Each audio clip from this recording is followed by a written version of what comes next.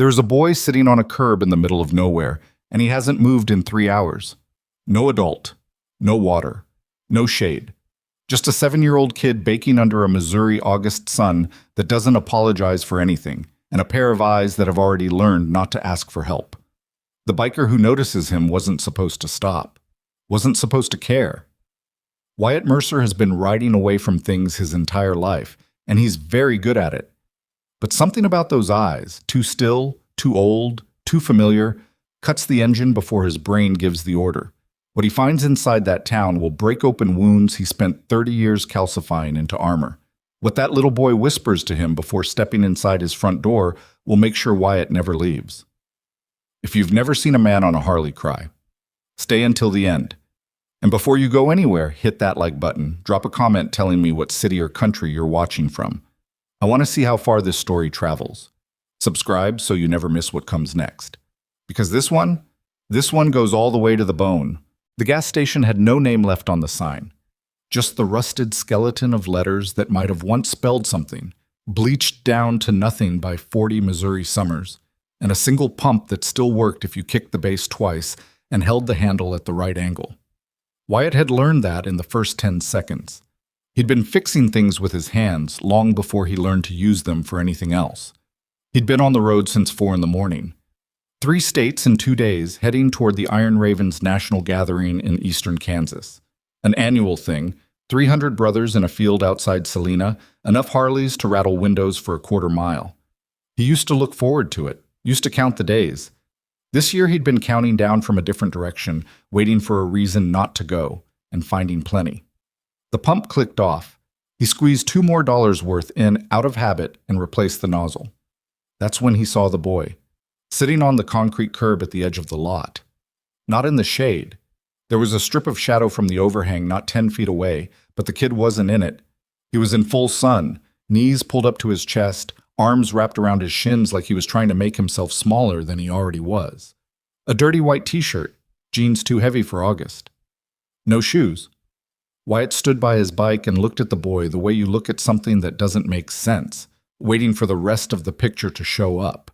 A parent coming out of the restroom. A car in the lot with the door hanging open. Some reasonable explanation for why a kid that small was sitting alone on hot asphalt in the middle of the afternoon. Nothing came. He pulled a bottle of water from his saddlebag, walked over slowly, the way you'd approach an animal that's been hurt. His boots were loud on the concrete, and the boy's head came up at the sound. Not scared, exactly. More like he'd learned to track movement before it reached him. 7, maybe. Hard to say. Small for whatever age he was. Dark hair plastered down with sweat. Eyes that were brown and very serious and looked at Wyatt's leather cut without blinking. At the Iron Ravens patch. At the road grime on his forearms. At the scar along his jawline. Taking inventory the way kids do when they've had to read adults quickly for a long time. Wyatt crouched down to his level and held out the water bottle. The boy looked at it. Looked at him. "It's water," Wyatt said. "Sealed. I didn't touch it." A long pause. Then the kid reached out with both hands, like the bottle was something precious, and twisted the cap and drank half of it in one pull without breaking eye contact. Wyatt waited. "You waiting on somebody?" he asked. The boy lowered the bottle, shook his head once, small motion, like he'd learned to keep everything small. "How long you been out here?" Nothing. Just those eyes. Wyatt looked around. The highway in both directions, flat and bleached and empty. A water tower maybe 2 miles east. The rooftops of what might be a town beyond a low rise of land. No other cars in the lot. The station attendant, a heavy-set man in his 60s who hadn't looked up from his phone since Wyatt pulled in, was visible through the dusty glass door, still not looking. "Where do you live?" The boy turned his head slightly and looked toward the town. That was all. "Okay," Wyatt said. He stayed crouched. Didn't push. Some things you can't push. "You got a name?" Another pause. Then, barely, "Eli. Eli." He nodded. "I'm Wyatt." The boy, Eli, looked at the Iron Ravens patch again. The black bird with its wings spread, the motto underneath, "What we protect, we keep." "You ride that?" He meant the Harley. First full sentence. voice like he hadn't used it in a while, a little rough at the edges. Yeah. Is it loud? Loudest thing on the road. Eli looked at it for a moment.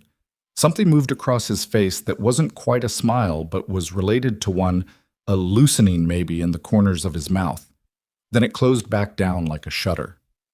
Wyatt bought a second water from the machine by the door and walked Eli to the edge of the lot where there was a strip of dry grass and a little elevation, and they both looked out at the road and the flat land beyond it, and neither of them said much. That was fine. Wyatt had never been a man who filled silence because it made him nervous. Silence was honest. It was noise that usually lied. After a while, he asked if Eli knew how to get home. The boy said yes. Wyatt asked if he wanted company for the walk. Long pause. Then a small nod. They went east along the road's shoulder, the asphalt radiating heat up through the soles of Wyatt's boots. The boy walking slightly behind him at first, and then gradually alongside. Half a mile of nothing. Then the road curved and a town came into view. Population sign said 1,400, though that looked optimistic. A main street of maybe 6 blocks. A diner. A hardware store with boards on one window. A church with a missing letter on its marquee sign. Houses spreading back from the main drag in a grid of tired lawns and rusted gutters and pickup trucks that hadn't moved since last winter. The kind of town that used to be something and had forgotten what. Wyatt walked because the boy was walking. He told himself that was all this was. Eli stopped in front of a house on the second cross street, a 2-story frame house with paint peeling from the eaves and a front porch that sagged in the middle, one railing post snapped off and left leaning against the siding. The grass needed cutting badly. The window screens were torn. A single bulb burned through the front window, even in the afternoon. The boy stopped on the walkway and turned and looked at Wyatt with those old, serious eyes. "Thank you," he said. Careful. Rehearsed, almost, like he'd been taught the phrase but rarely had occasion to use it. "Any time," Wyatt said. Eli took 2 steps toward the door, then stopped, turned back. He looked at Wyatt's face for a long moment, and whatever he was calculating, Wyatt had no way to know. Then he said it. Quiet, just above a whisper. "Please, don't look under my bed." And he went inside and closed the door. Wyatt stood on that walkway for a full minute. The sun was still brutal. Somewhere down the block a dog barked twice and stopped. From inside the house there was nothing. No voice, no television, no sound of a door being unlocked from the inside. He told himself it was nothing. Kids said strange things. He'd heard stranger. He walked back to the gas station, got on his bike, and sat there with the key in his hand. Selena was 4 hours. The national gathering started tomorrow. 300 brothers, a bonfire the size of a house, cold beer and old stories, and the kind of noise that drowned everything out. He'd been looking forward to it, or telling himself he had, which wasn't quite the same thing. He put the key in the ignition, took it back out. Wyatt Mercer had been riding away from things since he was 17 years old. He knew exactly what that felt like. The specific quality of the air when you were pointed away from something you shouldn't be leaving. The way your shoulders wanted to stay tight even as the miles piled up. The way a face would sit behind your eyes for days before it finally faded. He'd learned to ignore that feeling. He was very good at ignoring it. He was not, it turned out, good enough. He pulled out his phone and called Dex.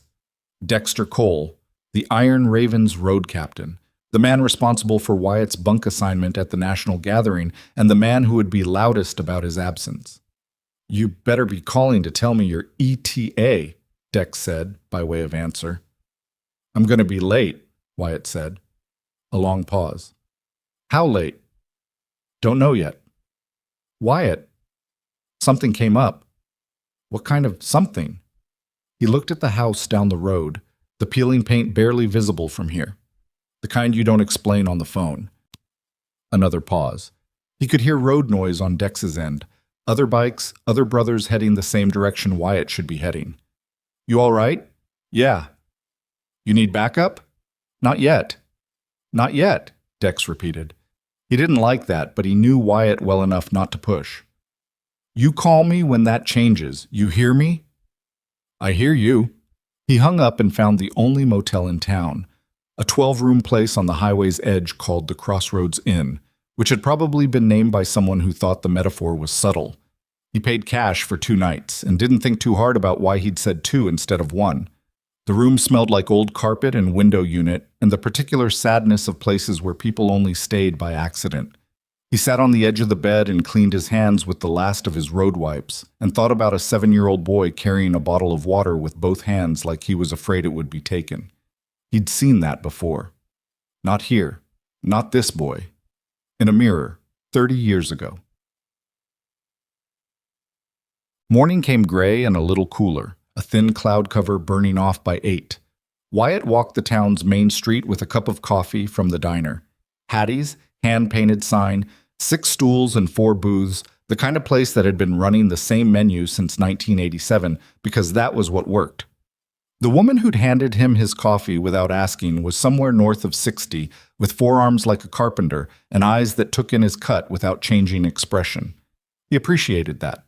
He walked the grid of streets the way he walked everything, methodically, without hurrying, reading the landscape. This was a skill he'd developed over 20 years of riding into unfamiliar towns, mostly to manage logistics for club runs through new territory. You looked at a town the right way, it told you everything. What Millhaven told him? It was the kind of place where people knew each other's business and chose very carefully what to do about it. He found Eli at 9:15 sitting on the front steps of the sagging porch house watching the street. Same jeans. Different t-shirt. Gray this time, also too big. No shoes again. A peanut butter sandwich on a paper plate balanced on his knee, eaten halfway and not eaten further, as though he'd stopped because someone had told him to ration it and not because he wasn't hungry. Wyatt stopped on the sidewalk. Eli looked at him. "Morning," Wyatt said. "Morning." Eli looked at the sandwich, then back up. "You didn't go." "Not yet." The boy considered this. Why? Wyatt thought about that honestly. "Wanted some decent coffee first," he said.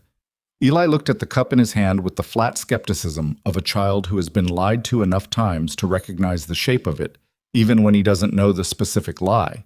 But he didn't call it out, just moved over slightly on the step, making room. Wyatt sat. The porch step creaked under his weight. Up close, he could see what he'd missed yesterday. A healing bruise along the boy's left forearm, yellowing at the edges. Old enough that it wasn't new. Recent enough that it wasn't ancient. He didn't mention it. You didn't mention things like that. Not yet. Not before the trust was there. "Where's your uncle, Seth?" he asked. The diner waitress had told him, when he'd asked casually about the house on Garfield Cross, that the boy lived there with his uncle, his folks gone, no other family within 5 states. Eli's jaw shifted slightly. "Sleeping." "He sleep late?" "Sometimes." A pause. "When he's been drinking." It came out matter of fact. That was the part that got Wyatt, not the words. The fact that they required no emotion to deliver. That they'd been true so long they'd stopped feeling like information and become just the texture of ordinary life. The same way you'd say when it's raining or when the store's open. They sat on the step and Eli ate the rest of his sandwich in small bites, and they watched a pickup drive past and then a woman walking a small brown dog and then nothing for a while. "You got any friends around here?" Wyatt asked. "Some." A beat. "Not really. School starts soon." 3 weeks. "You like school?" Eli thought about it. Genuinely considered the question, which told Wyatt something about how few people asked him things like that. "The library," he said finally. "I like the library. Mrs. Ackerman lets me stay late sometimes." "What do you read?" "Anything." A small pause. "Animal books? Maps?" "I like maps." "Where do you want to go?" Eli looked at him sideways, then looked back at the street. "Everywhere," he said, very quiet, in the voice of someone who has wanted something so long it has calcified into something that doesn't ache anymore, just sits there, permanent and unreachable. Wyatt felt something move through his chest that he hadn't felt in a long time. It wasn't pity. He hated pity, always had, in himself and other people. It was more like recognition, the sensation of seeing your own handwriting in someone else's notebook. He'd been 7 once. He'd wanted everywhere too. Wyatt's childhood was not a story he told. Not to brothers, not to women, not to anyone who'd bought him a drink and thought they were getting something in return. 23 years in the Iron Ravens, and there were maybe two men on Earth who knew any of it. Dex, who'd figured most of it out without being told, and a man named Harold Webb, who'd been dead for 6 years and had carried the rest to whatever came after. What he knew about his own past, he kept filed under done and over, which was a category that worked most of the time and failed catastrophically at certain intervals, usually when he wasn't prepared. He hadn't been prepared for Eli. The boy had a particular stillness that Wyatt recognized from the inside. The stillness of a child who has learned that movement attracts attention, and attention is dangerous, who has learned to make himself background, furniture, part of the room, who has learned that the best outcome of most situations is to be forgotten. He'd been that boy. He knew that stillness from the cellular level. The difference was that Wyatt had been alone in his. He hadn't had anyone to protect. Something about Eli's phrasing kept returning to him at odd moments, while he ate lunch at Hattie's, while he walked the creek path south of town, where the cottonwoods grew thick and the air smelled like mud in August. Please don't look under my bed. Not there's nothing there. Not it's messy. Not the normal deflections of a child hiding normal things. Please. That word was doing the work. That word had weight. He didn't go to the house again that day. He wasn't ready to. Instead, he walked the town and learned its rhythms. The hardware store owner who swept his sidewalk at noon precisely. The teenager who worked the gas station afternoon shift and played music too loud through one earbud. The deputy's cruiser that circled the main drag every hour and a half with the mechanical regularity of something more ritual than function. He went back to the motel and lay on the bed with his hands behind his head and stared at the water-stained ceiling and thought about what a 7-year-old would need to hide under a bed. Something alive, said the part of his brain that had seen too much in too many towns. He told that part to wait. He told it to be wrong. But it didn't feel wrong, and Wyatt had learned a long time ago that the feeling in the chest that says something is very bad here is almost never mistaken. 3 days passed. They developed a pattern. Without deciding to, Wyatt would find Eli in the morning, on the steps or at the end of the driveway, or once down by the creek tossing flat stones into the water with the focused intensity of someone doing mathematics, and they would spend an hour or two doing nothing in particular. Walk to the diner. Walk to the creek. Sat on a bench in the small park on Main Street where an ancient oak tree provided real shade, and Eli read a bird identification book he'd checked out from the library. They talked, slowly. In the way that trust-building conversations went, Eli testing a small thing, Wyatt receiving it without making it into a larger thing than it was, Eli calculating the response and filing it, then testing something slightly larger the next time. Wyatt understood the calibration because he'd run it himself once with Harold Webb in a different life. What he learned in pieces. Eli's mother had died when Eli was 3. He didn't remember her well, but he knew she'd smelled like lavender and laughed easily. His father he didn't mention at all, which was its own information. His uncle, Dale Rowan, mid-40s, worked occasionally at a grain elevator 30 miles east, had been his guardian for 4 years. Eli spoke about Dale the way you spoke about weather, as a force without preferences, to be managed and navigated and endured. He never said Dale hit him. He didn't have to say it. Wyatt had spent his childhood reading that particular unspoken text. What Wyatt didn't learn, in 5 days of careful conversation, was anything about the bedroom. What was under the bed? What required protection so badly that a frightened 7-year-old's first instinct had been to warn a stranger? On the 5th evening, walking back toward Garfield Cross in the blue dusk, Eli stopped on the sidewalk and looked up at him. "Do you have to go soon?" he asked. "Not yet," Wyatt said. Eli nodded slowly. Then, "I'm glad you stayed." It was said simply, without performance, just a true thing, offered carefully. Wyatt looked at the boy, at the 2 big clothes and the healing bruise and the eyes that had learned to be older than they were, and felt something shift and lock in him, the specific sensation of a decision being made somewhere below the level of words. "Me too," he said. They walked the last block in silence. At the house, the front window was dark tonight, no light burning through. Eli stopped at the gate and looked at the house with the expression of someone steeling themselves for something, that specific internal bracing that looks like stillness from the outside. Wyatt said, "Hey." Eli looked up. "You don't have to go in yet," Wyatt said. "If you want to stay out a while longer." A long pause. The boy looked at the dark window, then back at Wyatt. "He's gone until late," Eli said. "I checked the truck." He paused. "The truck's gone." "Okay." Eli looked at the door. Something was working behind his face. A calculation, a risk assessment, something profound and exhausting happening in the mind of a child who had never had the option of being just a child. Then he said, "Do you want to come inside?" And his voice, when he said it, was not a 7-year-old's voice.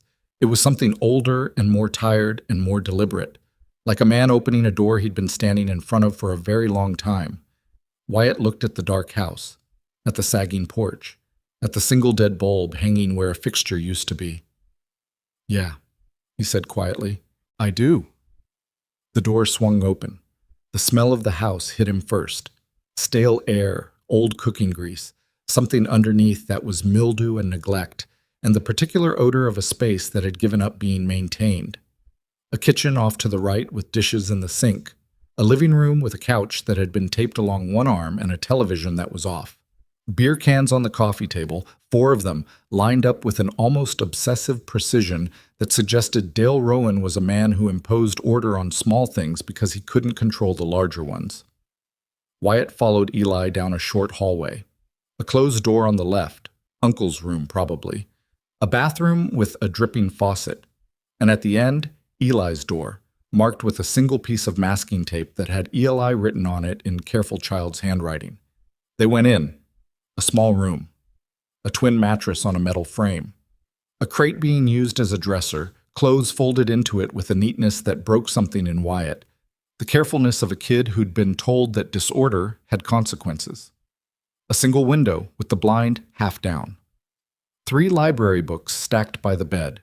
A bird poster on the wall, slightly crooked. Eli turned and looked at him from the center of the room. His whole posture had changed. Tighter, shoulders up slightly, hyper-alert in the way of someone who monitored sounds from other rooms. And then, from under the mattress, almost too quiet to be real, a sound. Not a sound from the house settling, not a sound from outside. A breath. Small. Carefully controlled. The breath of something very young and very practiced at being silent. Wyatt looked at the bed, looked at Eli. The boy's face had gone very still. He watched Wyatt's face the way you watched a verdict being read. Absolutely motionless, waiting for the thing that would determine what happened next. Wyatt crouched down slowly. His hand went to the edge of the mattress. He looked at Eli one more time, and Eli gave the smallest nod, so small it was barely a movement, and Wyatt lifted the edge of the hanging bedspread and looked into the darkness underneath. A pair of eyes looked back at him. Dark eyes. Wide. A small face framed by tangled hair that might have been brown or might have been dirty, impossible to tell in the low light. A child, a very small child, curled on a flattened piece of foam padding with a folded jacket for a pillow and a thin blanket pulled up to her chin. 4 years old, maybe less. Breathing with the practiced shallowness of someone who had learned that the goal was to take up no air. Wyatt felt something happen in his chest that he didn't have a clean name for. It wasn't surprise. Somewhere in the last 5 days he'd been building toward exactly this. The horror of it assembling itself piece by piece. It was something more like a door being blown off its hinges. Something that had been structural giving way. He looked at Eli. Eli was watching him with an expression that was equal parts terror and relief and exhaustion. The face of a child who has been carrying something alone for so long that even the act of letting someone else see it feels like dropping something heavier than he should have been holding. "Her name's Mara," Eli said.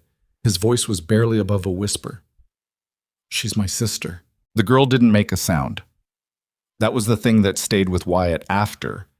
Not that she was there, not the shock of finding her, but that she made absolutely no sound when he lifted the bedspread. No gasp, no cry, no instinctive retreat toward the wall. She just looked at him with those dark eyes and waited, completely still, with the practiced stillness of something that has learned that sound is a liability. 4 years old, maybe younger, and she already knew how to disappear. Wyatt lowered the bedspread slowly and stood and looked at Eli. The boy hadn't moved. He was watching Wyatt's face with the full concentration of someone who had learned to read adults at speed, who had spent years calibrating their own behavior to whatever they saw there. What he was reading now, whether it was the right thing or the wrong thing, Wyatt couldn't tell him. He wasn't sure himself. "How long?" Wyatt said. He kept his voice low, not quiet in the soft way, quiet in the deliberate way, each word placed carefully to take up as little room as possible. Eli understood the question. "Always," he said. "She's always been here." "How old is she?" 4. A pause. I don't know the exact day." "Does she talk?" "To me." Another pause. "Not to anyone else." Wyatt turned and looked at the closed bedroom door, listened. The house was empty. Eli had confirmed that, and Wyatt believed him because the boy had survived this long by being accurate about exactly this kind of information. But empty didn't mean safe. Empty could become not empty at any moment, and the truck was 30 miles away, and there were things that could change in the time it took to drive 30 miles. "Does your uncle know she's here?" he asked. Eli's jaw shifted. That small, controlled movement that substituted for the expressions other people wore openly. "He knows she exists," he said carefully. "He doesn't go in the room." There was something specific in the way he said it. "He doesn't go in the room," that had shape and weight, that implied a history Wyatt wasn't ready to ask about yet. "Okay," he said. He crouched back down, lifted the bedspread again, slowly, making sure she could see him coming. The girl, Mara, had shifted slightly on the foam padding. Her eyes tracked him without fear, which was almost worse than fear would have been. Fear meant she still expected things to go differently. This absence of fear meant she'd already categorized him, large, male, in the house, therefore a variable to be survived. "Hey," he said, very quiet. "I'm not going to hurt you." She looked at him. "My name's Wyatt." He stayed low, angled slightly sideways, making himself less like a wall. "Eli told me about you." A small flicker in her eyes. She looked at her brother. Eli crouched beside Wyatt. "It's okay," he said to her. "He's the one with the motorcycle." Something changed in her face. Not a smile, not quite, but a softening around the eyes that was the closest thing to it. She looked back at Wyatt. Then she held out one small hand, palm up, fingers slightly curled, not reaching for him exactly, more like an offering, like she was the one deciding if this was safe and she had decided yes. Wyatt put 2 fingers in her palm, let her close around them if she wanted. She did. Her hand was cold. In August heat, her hand was cold. He felt his jaw tighten and made himself relax it. He didn't stay long that night. He couldn't. The truck could return. Dale Rowan could walk through that door, and Wyatt did not yet know what Dale Rowan was exactly, or what he was capable of, and he needed to know those things before he was inside the man's house again. He told Eli he'd be back in the morning. He told him to lock the bedroom door. He told him he'd done a good thing, showing him. Eli received this last part with the expression of someone who had been waiting a long time to hear it and had almost given up.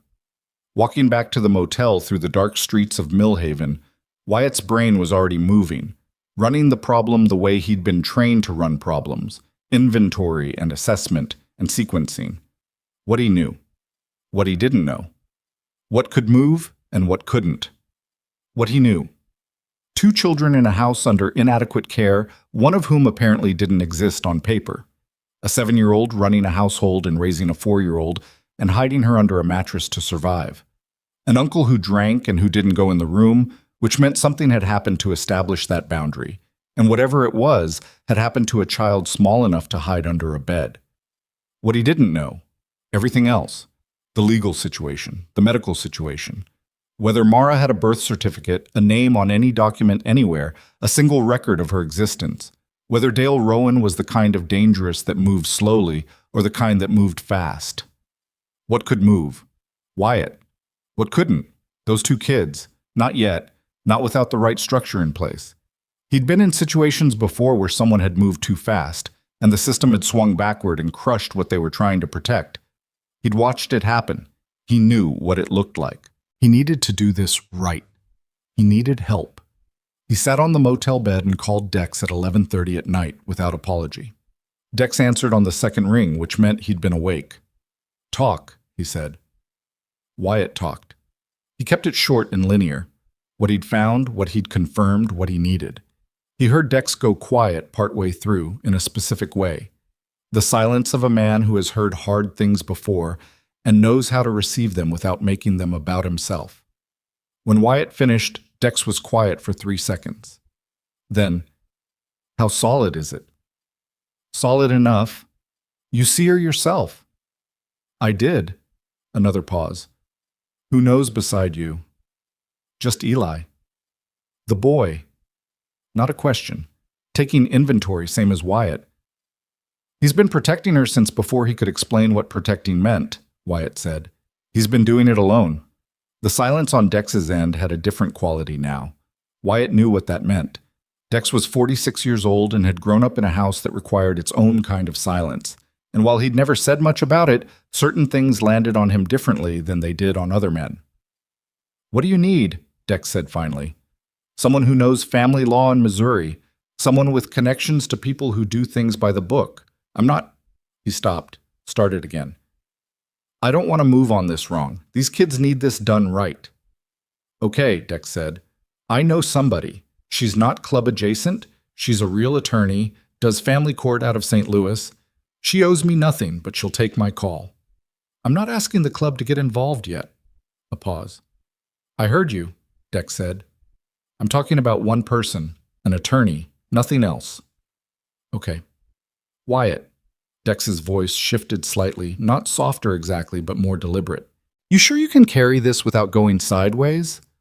Wyatt thought about the girl's hand, cold in August. "I'm sure," he said. He was not entirely sure, but some things you didn't say out loud. The attorney's name was Renata Voss, and she called him the next morning at 7:15, which told him Dex had called her at an hour that suggested urgency, and she had responded accordingly. Her voice was precise and unhurried, the voice of someone who had listened to terrible things long enough to receive them without audible reaction. He walked her through it. She asked questions that were specific and technical and didn't flinch at the answers. When he finished, she was quiet for a moment. "The girl's legal status is the most pressing issue," she said. "If she has no documentation, no birth record, no hospital record, nothing, then she doesn't exist in any administrative sense, which means there's no custodial framework, no case number, nothing to attach a welfare investigation to. That's actually more dangerous than you might think. It means anyone could claim anything about where she came from." "What does that mean for getting her out?" "It means you need the County Department of Family Services involved before anything else moves. And it means you need a deputy present during any intervention. I can help you navigate the right channels, but you need to understand this isn't fast. If you go to the wrong person or make a complaint through informal channels, the uncle gets wind of it, and those children could be moved or hidden before anything official can happen." "How long?" "If I make the right calls today and tomorrow, a week, maybe less. If everything goes right." "What if everything doesn't go right?" "Then longer." A pause. "Mr. Mercer, I need you to understand something. If you take any unilateral action, if this becomes a club matter, if there are bikers involved in any way before this is processed legally, you will hand that uncle's defense attorney exactly what he needs to make this about intimidation rather than child welfare. I've seen it happen. Good intentions, wrong method, and suddenly the narrative is about an outlaw motorcycle club harassing a private citizen." Wyatt was quiet. "I understand," he said. He hung up and walked to Hattie's and drank coffee that had been sitting since 5 and tasted like a decision he hadn't made yet, and thought about a week, and about what a week looked like to a 4-year-old living under a mattress. He went to the house at 9. Eli was on the steps with a bowl of cereal, dry, no milk, and looked up at Wyatt with an expression that was trying not to ask the question directly. "I talked to some people," Wyatt said. "Good people. They're going to help." "How long?" Eli said. Same question Wyatt had asked Renata Voss. "Soon," Wyatt said. "I need you to stay patient a little longer." Eli looked at the bowl of dry cereal, looked at the street. "He came home last night," he said. "Late." Wyatt went still. "And?" "He didn't come in the room." A pause. "He was loud for a while, in the kitchen. Then he went to bed." "Did he?" "No," Eli said, flat, clear, like he'd answered this question so many times in his own head that the word came out preformed. "He didn't do anything." Wyatt sat beside him on the step. The morning was still, the air holding on to a little of the night's coolness before the August heat reasserted itself. 2 houses down, someone was mowing a lawn, the mechanical drone of it carrying cleanly through the quiet. "Eli," he said, "how does Mara eat?" The boy's jaw shifted. "I make food, small things, things that don't need cooking when he's home." A pause. "She eats at night mostly, when he's asleep." "What is she like?" A long pause. Something came into Eli's face that was rare. Something almost like the face of a 7-year-old rather than a small adult, a private pleasure surfacing briefly. "Crackers with peanut butter," he said. "And apples. She eats apples really fast, like she thinks they'll disappear." Wyatt pressed his thumb against the side of his coffee cup and didn't say anything for a moment. "Does she know what outside looks like?" he asked. Eli was quiet for a long time, long enough that a different kind of answer was already forming in the silence. "She's seen the window," he said finally. "I let her look out at night sometimes, when Dale's asleep." A 4-year-old who had seen the world through a window at night, who ate apples fast because she thought they would disappear, who held out her hand to a stranger with the composure of someone who had been managing unknowns her entire life. Wyatt set his coffee down on the step. He called Dex again at noon. Dex arrived in Millhaven at 4 in the afternoon, alone, on a dark blue Heritage Softail that he'd bought used 12 years ago and maintained with the obsessive precision of a man who trusted very few things and made sure the ones he trusted were worth it. He pulled into the Crossroads Inn lot and killed the engine and sat on the bike looking at Wyatt with the flat assessment of a man who had ridden 4 hours to look at his brother's face and was reading what he found there. Wyatt was leaning against the wall of his room, arms crossed. "You look bad," Dex said. "I'm fine." "You haven't slept." "I sleep." Dex dismounted and they went into the room and Dex sat in the one chair and Wyatt sat on the bed and Dex looked at everything on Wyatt's face that Wyatt wasn't saying. "Tell me the whole thing," Dex said. "Not the version you told me last night. The whole thing." So Wyatt told it. The version he hadn't told before. Eli on the curb, the bottle of water in both hands, the 5 words at the door, the morning visits, the library books about birds, the dried cereal and the peanut butter crackers and the window at night, and the hand that was cold in August. All of it. He told it without stopping and without looking at Dex. And when he finished, the room was quiet for a while except for the sound of the window unit working hard against the late afternoon heat. Dex was quiet for a long time. Then he said, "How old were you? When your uncle—" "That's not what this is about," Wyatt said. "I know what it's about." Dex's voice was even. "I also know what it's about for you." Wyatt looked at him. "Don't." "I'm not doing anything," Dex said. "I'm sitting in a chair. I'm asking a question." A long silence between them, the kind that had weight, that 2 men could sit inside because they'd known each other long enough that silence was a language they were both fluent in. 7, Wyatt said finally. "I was 7. Dex nodded once, didn't make it into more than it was, just received it and set it down in the space between them. "Okay," he said. "What do you need?" "I need you to go back to Selena," Wyatt said. "I need the club out of this for now. Renata Voss was clear. If the Iron Ravens show up before this goes through proper channels, It hands the uncle something to work with. Dex said nothing. I mean it, Dex. I heard you the first time. A pause. I'm going to tell you something, and I need you to actually listen. Wyatt waited. Dale Rowan, Dex said. I pulled what I could on him on the way down. Nothing official. I know somebody who knows people in this county. Dale Rowan has 2 prior domestic complaints on record, both dropped, both by women who didn't come back to follow through. He did 60 days county jail 4 years ago on an assault charge that got pleaded down. He has a connection to a man named Curtis Friel, who runs a small operation out of a storage facility in the next county. Nothing proven, but the connection exists, and he drives a truck that has been seen at the grain elevator twice a week for the past month, which is more than his employment record would suggest he needs to be there. Wyatt looked at him. I'm not saying he's a large-scale anything, Dex said. I'm saying he's not just a drunk with bad habits. He's a man who has practiced making inconvenient things disappear. And if he finds out someone is looking into his household... I know, Wyatt said. Do you? I know, Wyatt said again, harder. Dex stood. He was a big man. 6'2", heavy through the shoulders, the kind of frame that made people give him room before they even made the decision to. And when he stood in that small room, the room was aware of it. I'll go back to Selena, he said. National's over in 2 days anyway. But Wyatt... He stopped at the door and turned.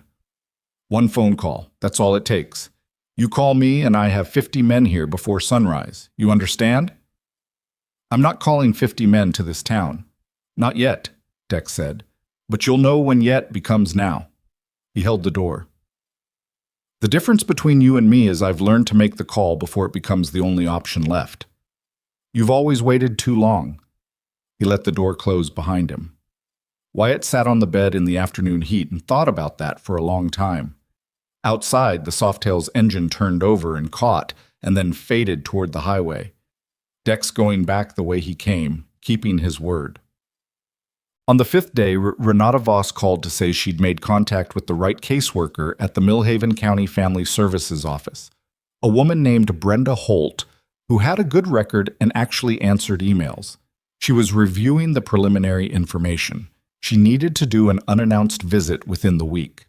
She was aware of the urgency, but she needed to follow procedure because procedure was what made it stick. 1 week, maybe less.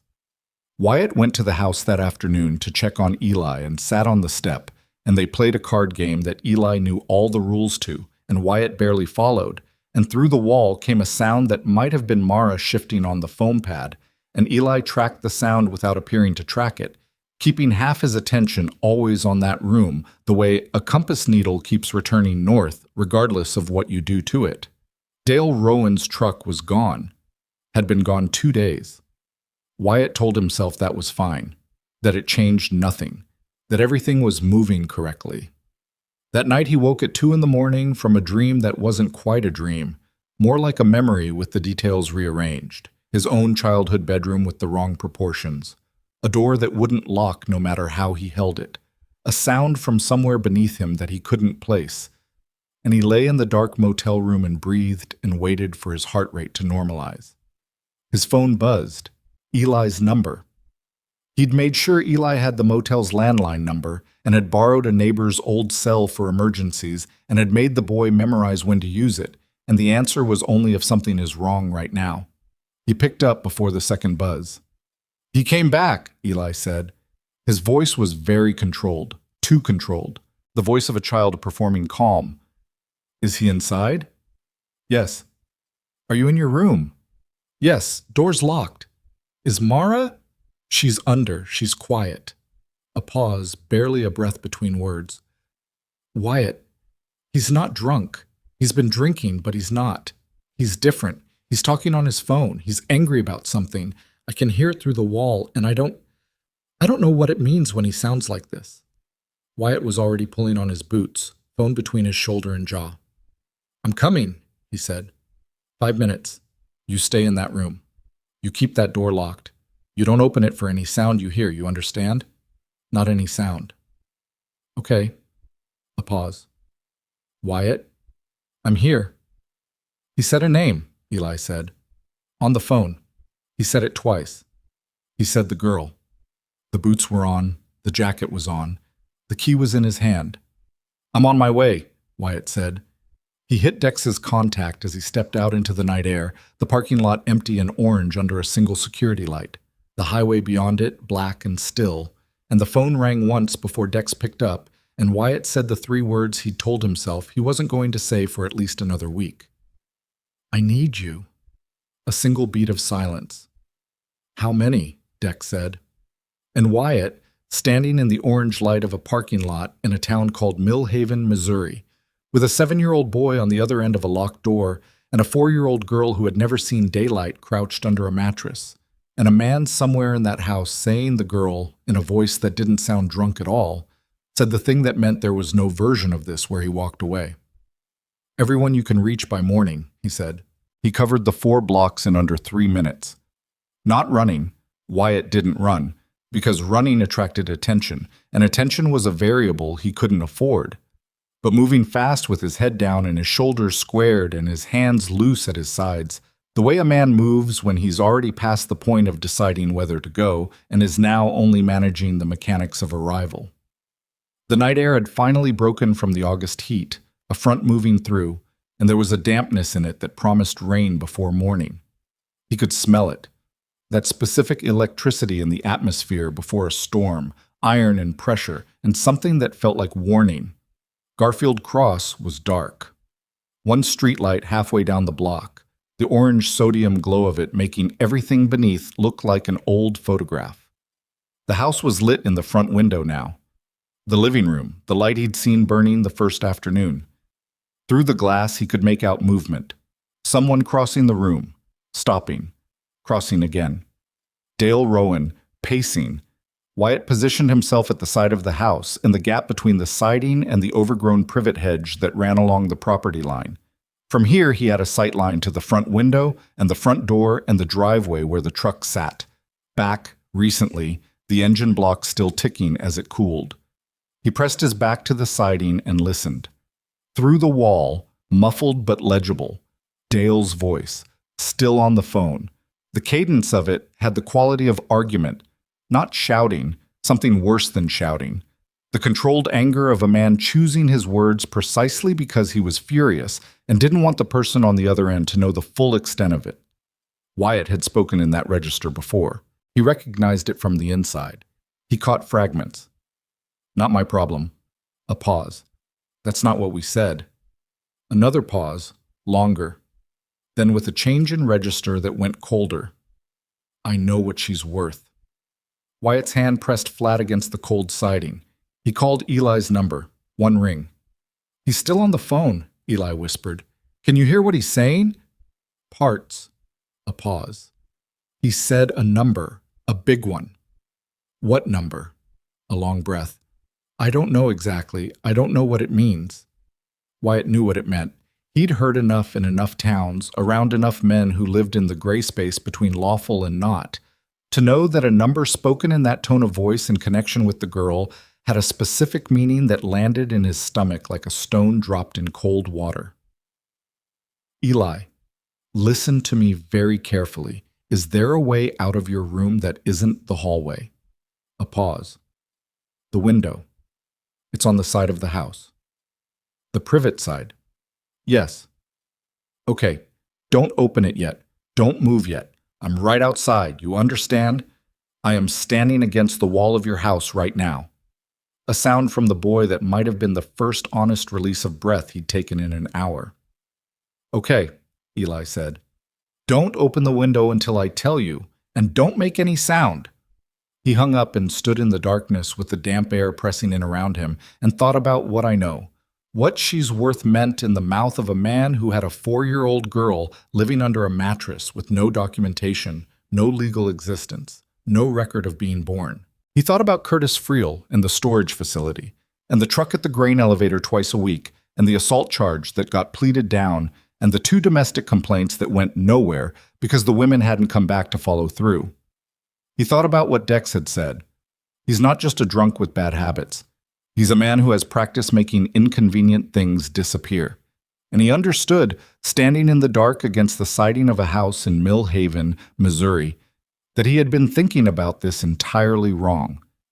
He'd been thinking about Dale Rowan as a man who neglected children, who drank and didn't care, and let a 7-year-old run a household because it was easier than running it himself. A man who was dangerous the way a dull blade is dangerous, not with intent but with carelessness, with negligent force. That was not what this was. The phone call came again. Dale's voice. Different now, more clipped, finishing something. Then the sound of a phone being set on a hard surface. Then silence. Then footsteps. The footsteps went toward the back of the house. Wyatt moved around the perimeter, keeping the hedge between himself and any lit window until he was at the rear corner. A back porch, no light. A screen door that hung slightly open. Past that, a yard that was more dirt than grass. And at the far edge of it, a detached garage with a padlock on the roll-up door and a light burning through the side window. A work light or a hanging bulb, something stationary and cold. Dale Rowan crossed the yard with the stride of a man who had something to do and had decided to do it, and he pulled a key from his pocket and worked the padlock and lifted the roll-up door and went inside. The door came back down from the inside. Wyatt waited. 30 seconds, 40. He crossed the yard. The grass was wet already, the storm arriving faster than he'd calculated, and his boots left prints in the soft earth that he noted and didn't have time to care about. He came up to the side window of the garage and looked through the dirty glass. Workbench running along the far wall. Tools hung with a precision that contradicted the disorder of the rest of the property. Organized, maintained, each thing in its place. A chest freezer against the right wall. Shelving units with labeled plastic bins. Too many for the tools that were visible. And Dale Rowan crouching at the base of one of those units, pulling a bin from the second shelf from the bottom, rummaging through it with the focused urgency of a man who is looking for something specific and doesn't have a lot of time. He found it, stood. Wyatt couldn't see what it was from this angle. Something small, held in one hand, and Dale looked at it for a moment and then put it in his jacket pocket and straightened and looked around the garage with the expression of a man reviewing a mental list. Then Dale's head turned and he looked directly at the window. Wyatt dropped below the sill, pressed against the garage exterior, heard his own breathing, felt the cold of the metal siding against his back, and counted 3 seconds that felt like 30. Footsteps inside, moving away from the window toward the roll-up door. The padlock clicked from the outside. Wyatt came around the back corner of the garage in time to see Dale Rowan crossing the yard at pace, heading for the house. No, not the house, for the truck. He had his phone in his hand, was already dialing, and he got in the driver's side and the truck's engine turned over and the headlights came on. Wyatt stepped back into the shadow of the garage. The truck reversed out of the driveway and turned east on Garfield Cross, and its taillights shrank and disappeared. He stood in the wet yard for 2 seconds, then called Eli. "He left," Eli said before Wyatt could speak. "I heard the truck." "I know, I'm coming in."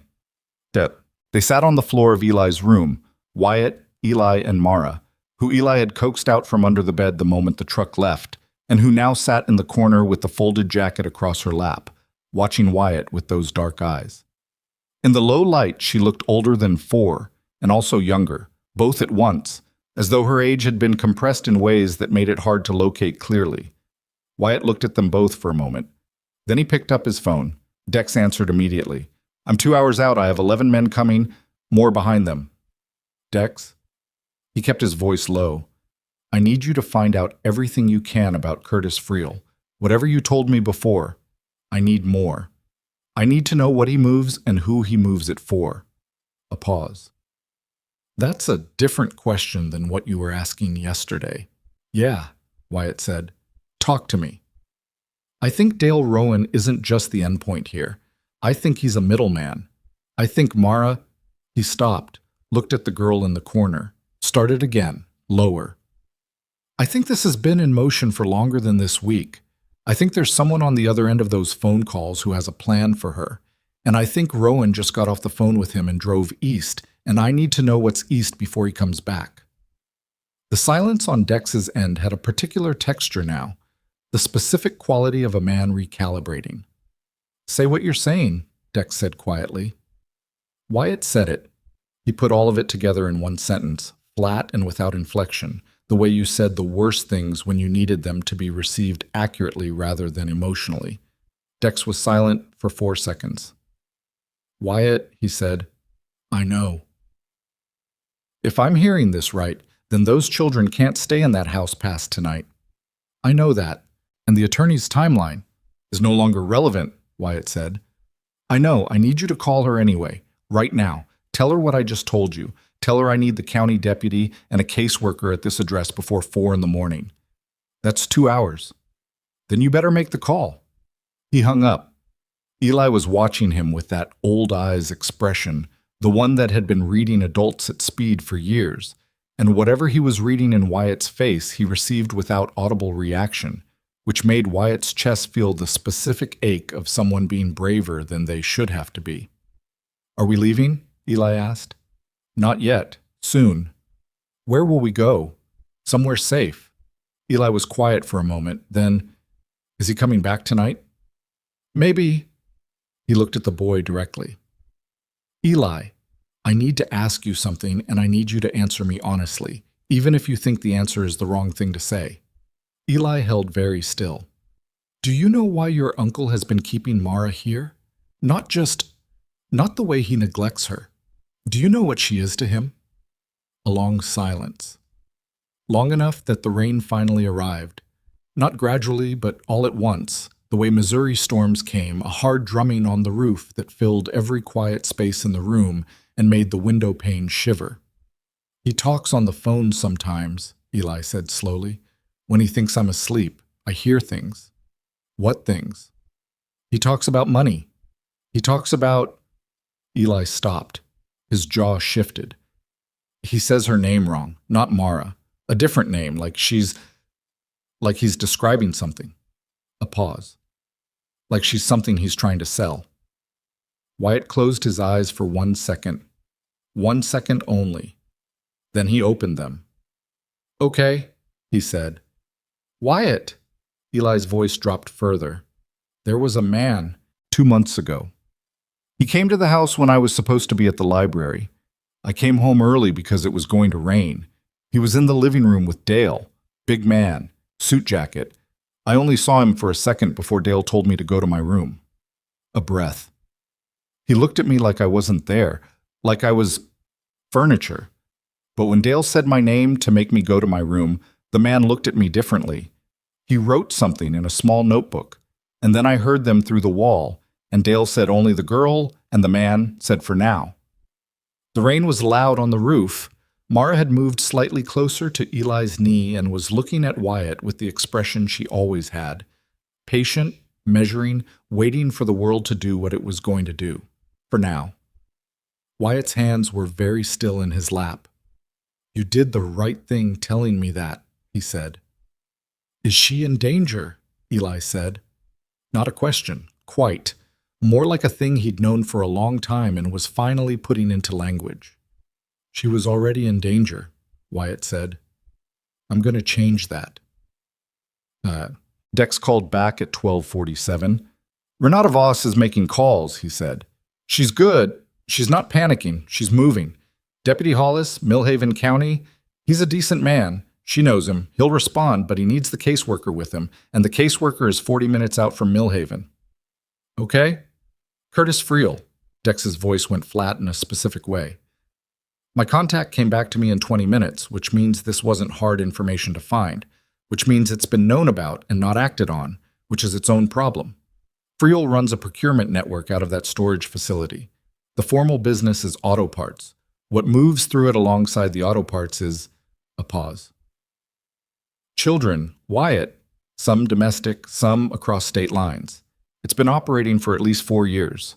My contact says the Bureau has a file, but it's not been priority because Friel is careful, and he doesn't move volume. He moves value, which means high demand, specific requests. Wyatt's voice was very quiet. Yeah. And Rowan. Rowan has been a supplier for Friel for at least 2 years. My contact found 2 other instances in this county. Children who went missing from unstable homes, no official connection ever made to Friel, cases that dried up. Both in the last 3 years. Wyatt sat on the floor of a child's bedroom in the rain and let that land. Dex, he said, I'm here. When Renata Voss makes her calls, she needs to mention Friel's name in the storage facility. She needs to make sure that's in whatever she files tonight, because if Rowan reaches Friel before the county acts, I know. I already told her. She's on it. And your men. 40 minutes behind me. I've got 16 confirmed, more coming. Nobody moves on that house without your word, Wyatt. I have made that absolutely clear. 16 men. More behind them.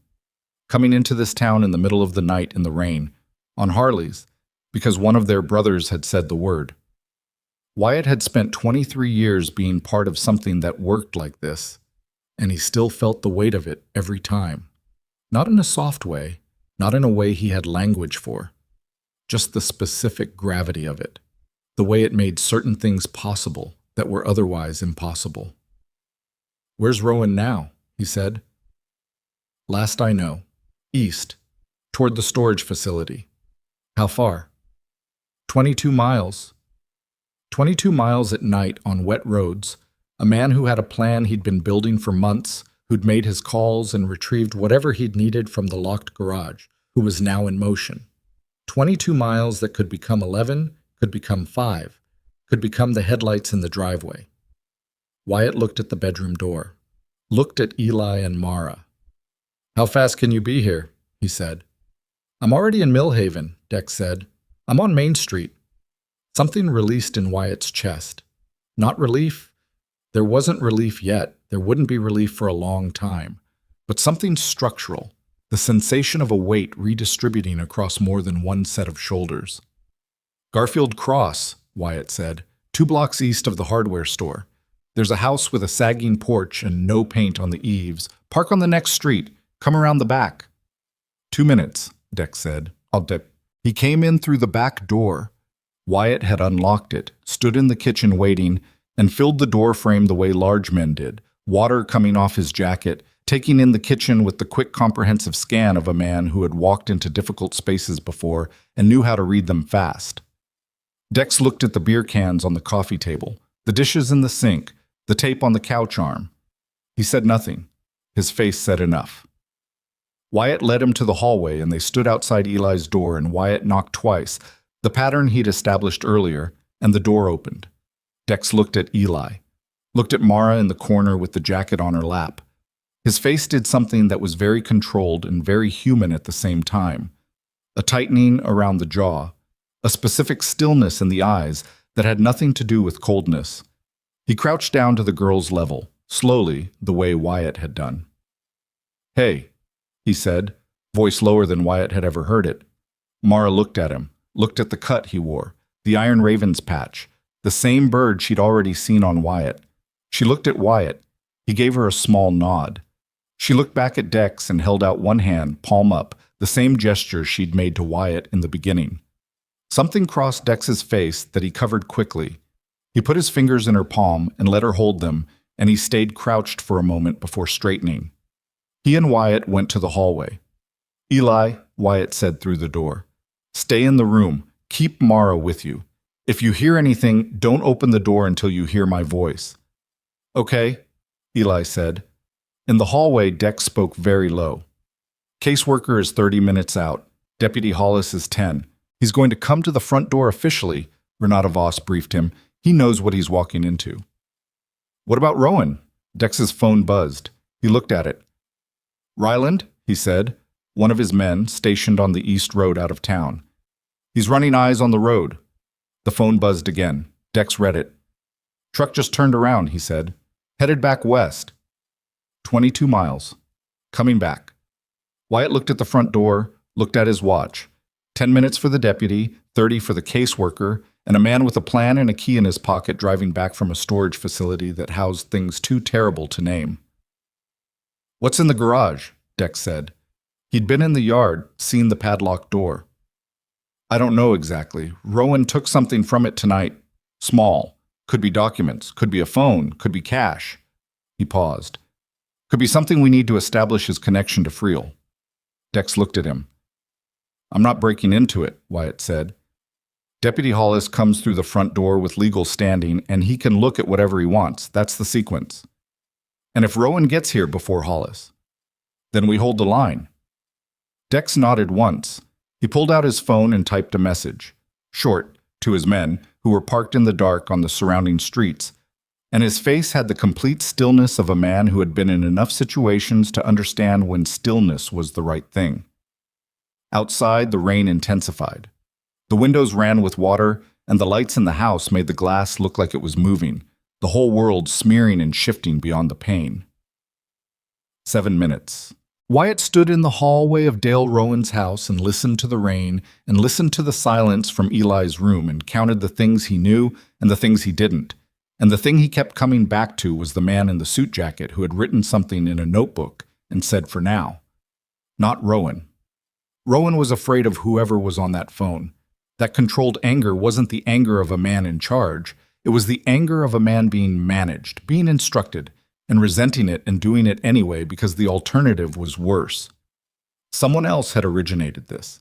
Someone else had looked at a 4-year-old girl in a broken-down house in Millhaven, Missouri, and seen something calculable.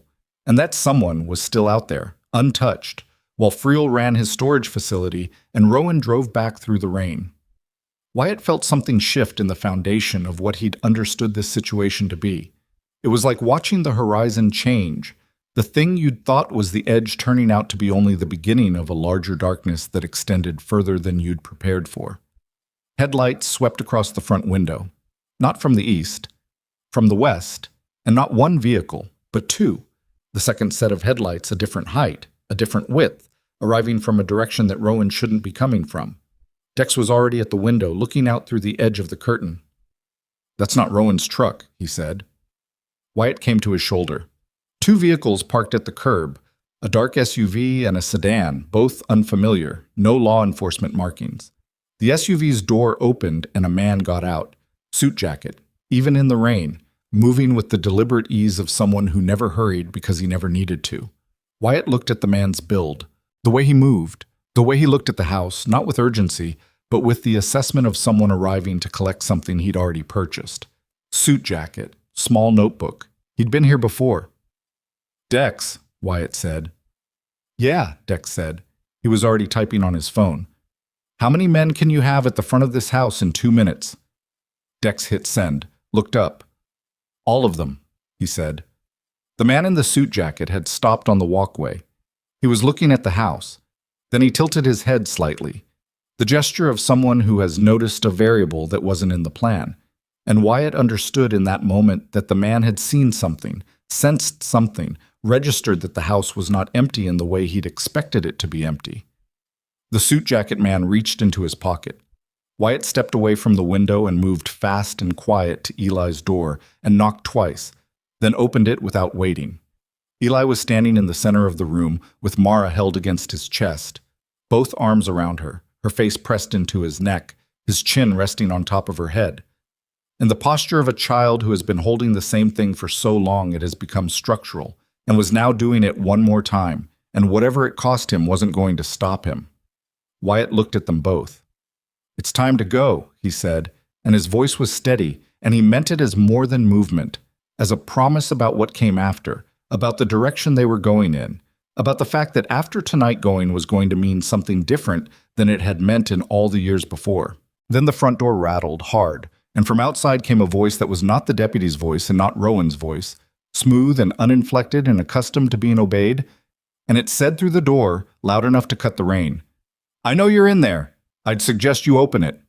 And in that moment, with 2 children behind him and 16 iron ravens converging on Garfield Cross through the dark and the rain, Wyatt put his hand flat on the bedroom door and held it closed, and felt his jaw set in the way it set when he was past the last exit, and there was only what was ahead. The front door rattled again. 3 hard knocks, deliberate, the kind that said, "I'm not asking." Wyatt looked at Dex. Dex was already on his phone, thumb moving fast, and whatever he sent went to all 16 men at once because within 4 seconds Wyatt heard it. Distant at first, then building, the way a storm built, the low thunder of Harley engines turning over in the dark on surrounding streets.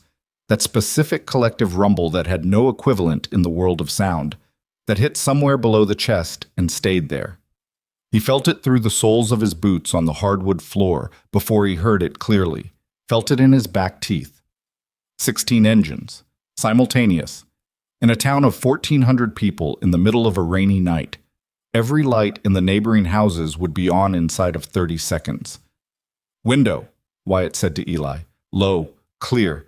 He pointed at the side window, the privet side, the hedge, the gap he'd stood in earlier. "Open it slow and climb out. Take Mara first. You hold her, and you go to the hedge, and you stay flat against it, and you don't move until I or Dex or a man with the same patch comes to you. You understand?" Eli was already moving. No argument, no hesitation. The economy of a child who had been executing emergency protocols since before he could articulate what they were. He went to the window, working the latch with both hands.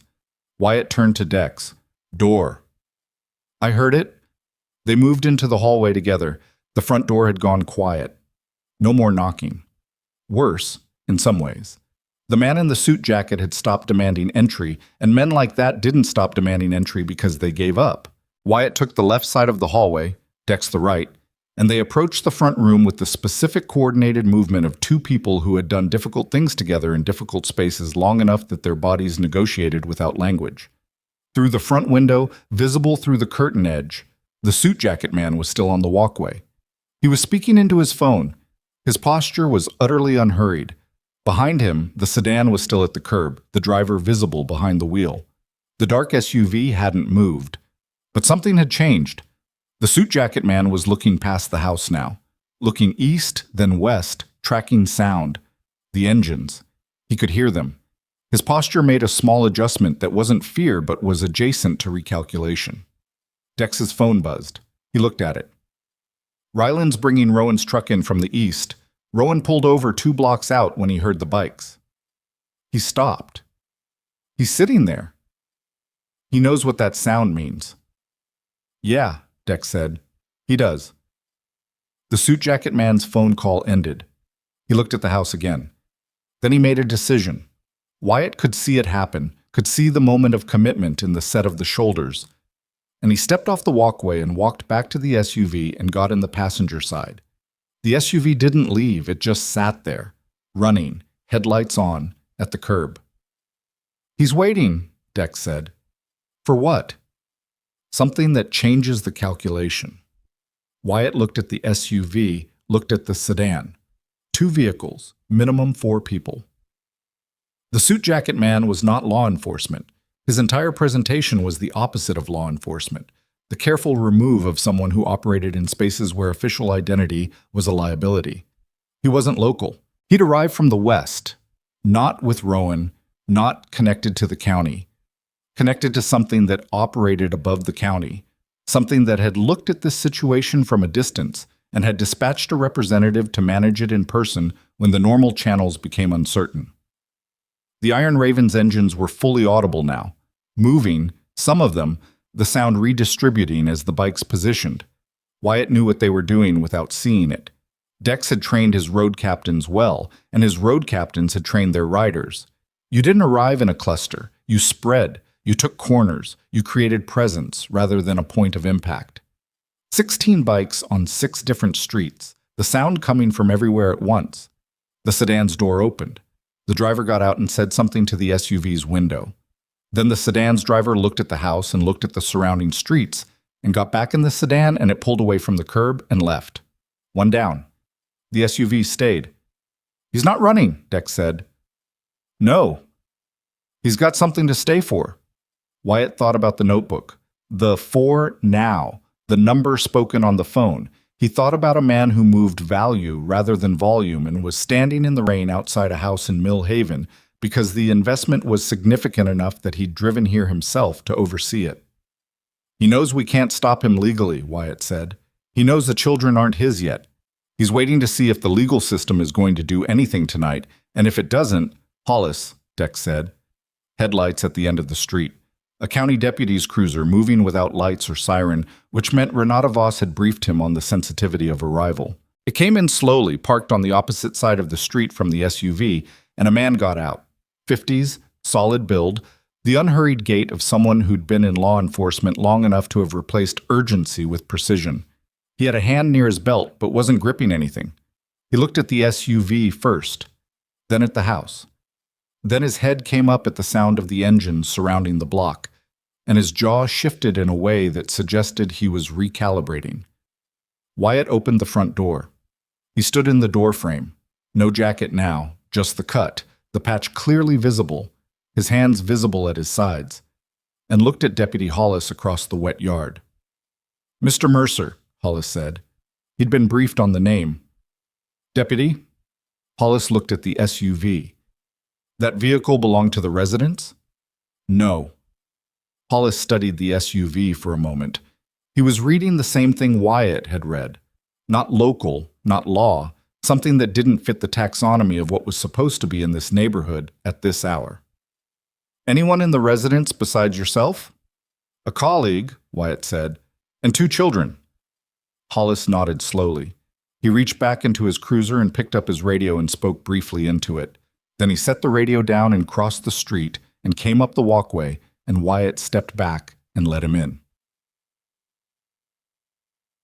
Hollis spent 4 minutes in Eli's room, or rather at the window of Eli's room, where the boy and Mara had climbed back in at Wyatt's signal, the deputy crouching down and speaking to them both in a voice low enough that Wyatt, standing in the doorway, caught only the register and not the words.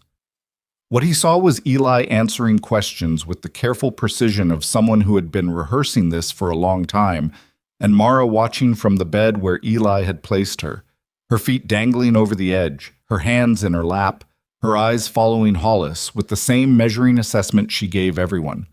When Hollis came out, his face had changed in a specific and telling way. Tighter around the mouth, a flatness in the eyes that came from having just received something that needed to be received neutrally and was not neutral. "Caseworker is 12 minutes out," he said. To Wyatt, then to Dex, then back to Wyatt, taking inventory of the room. "I need to be direct with you gentlemen.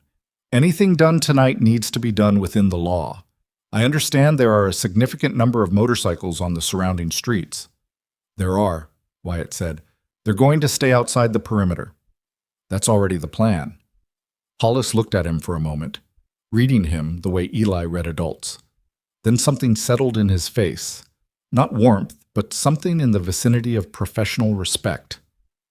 "The vehicle outside," he said. "I ran the plates. Registered to a holding company in Indianapolis. I flagged it for the state office." A pause. "I've also been in contact with Renata Voss. She mentioned a name, Curtis Friel. I want you to understand that name is known to this department, and the matter of his activities has been—" He stopped, chose the next word carefully. "Complicated." "Complicated," Dex said. Hollis looked at him. "Jurisdictionally." "Right," Dex said, and the single syllable carried the weight of an entire argument without making one. "Tonight, in this house, with these children, is what I can act on," Hollis said. "That's where my authority is clear, and that's where I'm going to use it." Wyatt accepted this. It wasn't everything, but it was the thing that protected Eli and Mara tonight, and tonight was what mattered most right now. A sound from outside. Another engine, different from the Harleys. Heavier. A vehicle arriving from the south. Hollis checked his phone. "That'll be Brenda Holt." Brenda Holt was somewhere in her late 40s, small-framed, with close-cropped hair, and a way of moving through a space that suggested she had been in worse houses than this one, and had learned to hold the reality of that without it slowing her down. She came in with a bag over her shoulder and a tablet in one hand, and she looked at Wyatt and Dex and the beer cans on the coffee table and the tape on the couch and the dark hallway, and she said to Hollis, "What are we working with?" And Hollis told her in 4 sentences, and she nodded once and went to Eli's room. She was in there for 20 minutes. Wyatt and Dex stood in the living room, the rain on the roof, the distant rumble of engines idling on surrounding streets, his men holding, the SUV still at the curb. Wyatt watched it through the curtain edge, nothing moving inside it, just headlights and the intermittent sweep of a wiper blade keeping the windshield clear. Waiting. "Dex," Wyatt said quietly. "Yeah." "The notebook. The man in the suit jacket was here 2 months ago, and he wrote something when Dale said Eli's name." Dex was quiet for a moment. "You think Eli was part of this?" I think he saw something he wasn't supposed to see, and now there's a man in an SUV who hasn't left. Dex exhaled slowly through his nose. Hollis needs to know. I know. He went to find Hollis and told him. The deputy's face didn't change expression, but his hand moved to his radio again, and he made a short call in a lowered voice, and after he ended the call, he said, I've asked for a second unit. He paused. You did right to tell me. Brenda Holt came out of the hallway. She went to Hollis first, and then she came to Wyatt, and her face had the same tightened around the mouth quality Hollis's had. The girl has no documentation, she said. No birth certificate. No medical record. No enrollment in any system. As far as any database is concerned, she doesn't exist. A pause. She appears to be in reasonable physical health given the circumstances, but I want a medical evaluation tonight. The boy has bruising consistent with physical abuse, old and new. Both children need to be removed from this residence immediately. She looked at him directly. Mr. Mercer, I understand you've been the primary person in contact with these children. I need to make sure you understand that removal goes through official channels. The placement will be determined by the department. I know, Wyatt said. Good. She held his look for a moment, and whatever she saw in it, she filed without comment. There's a temporary emergency placement family in Mill Haven. 2 people, long licensed. The children will be safe. Tonight, Wyatt said. Tonight, she confirmed. Right now. He exhaled. Turned toward the hallway. The front door opened. Not from the outside, but from the hallway, someone who'd come in the back. Ryland, one of Dex's men, stepped in from the kitchen with rain soaking his jacket and his face carrying information. Truck's moving, he said, to Dex, then to Wyatt. Rowan's truck. He sat for 10 minutes, and now he's moving. Which direction? Here. Hollis moved immediately to his radio. The second unit was still 4 minutes out. He called it in. The SUV, Wyatt said. Ryland nodded. Still there. Somebody got out the passenger side about 2 minutes ago, standing at the back of the vehicle. The suit jacket man. Out of the SUV, standing in the rain in the dark. Wyatt looked at Dex. Dex was already moving. He went out the front door and down the porch steps and stood at the edge of the walkway in the rain, and he put 2 fingers in his mouth and produced a whistle. Short, sharp, a frequency that carried. And from 4 different directions, the sound of engines changed pitch and moved. And within 30 seconds, there were 8 Harleys visible on Garfield Cross, 4 coming from each end of the street, moving at walking pace, headlights cutting through the rain, chrome and leather and the specific weight of men who had ridden through worse than this and had decided where they stood. They didn't stop at the house. They rolled past it, both directions, a slow, continuous circuit, and they didn't look at the SUV, and they didn't look at the walkway, and they didn't make any gesture of threat. They just rolled. Present, visible, immovable, with the utter calm of people who had nowhere else to be and no intention of going there. The suit jacket man standing in the rain behind the SUV watched them. He was still watching when Rowan's truck turned onto Garfield Cross from the east. Dale Rowan drove slowly. Too slowly. The crawl of a man trying to read a situation before he committed to it, which meant he'd seen the bikes and was recalibrating in real time. His headlights swept across the Harleys rolling the street, and the deputy's cruiser and Brenda Holt's vehicle and the SUV and Wyatt standing in the doorway of his own house. And Wyatt watched the truck slow further and then stop, half a block short of the driveway. Sitting, idling, the driver's silhouette visible through the rain-blurred windshield. Hollis stepped off the porch and walked toward the truck with the deliberate, unhurried gait of a man who had decided something and was executing on it. His second unit came around the corner from the south at the same time. Lights on now, silent, the blue and red sweeping the wet street. The truck sat. Hollis reached the driver's window and knocked twice. A moment. Then the window came down. Wyatt couldn't hear what was said from the porch. He watched the body language, Hollis square and steady, Dale Rowan's silhouette leaning slightly away from the window in the instinctive posture of someone trying to put distance between himself and a thing he knows is coming. The conversation was short. Then Hollis stepped back and the truck's door opened and Dale Rowan got out. He was smaller than Wyatt had imagined. That happened sometimes, The space a person occupied in your mind expanded with the weight of what they'd done until the actual physical body felt like an understatement. Mid-40s, soft through the middle, wearing a jacket that had seen better decades. His face was the face of a man who had made too many of the wrong decisions for too long and had somehow managed to avoid the full accounting until tonight. And what was on his face right now was the specific expression of that accounting arriving. He looked at the house. He looked at Wyatt on the porch. For a moment, their eyes met across the wet street and the distance between them and the sweeping blue-red light, and what Wyatt felt was not satisfaction and not rage. It was something quieter and more absolute than either, the sensation of a thing being concluded. Dale Rowan looked away first. The second deputy had come out of his unit, and they put Rowan through the process, not roughly, procedurally, hands on the hood of his own truck, while Hollis spoke to him in the tone of a man conveying information rather than issuing judgment.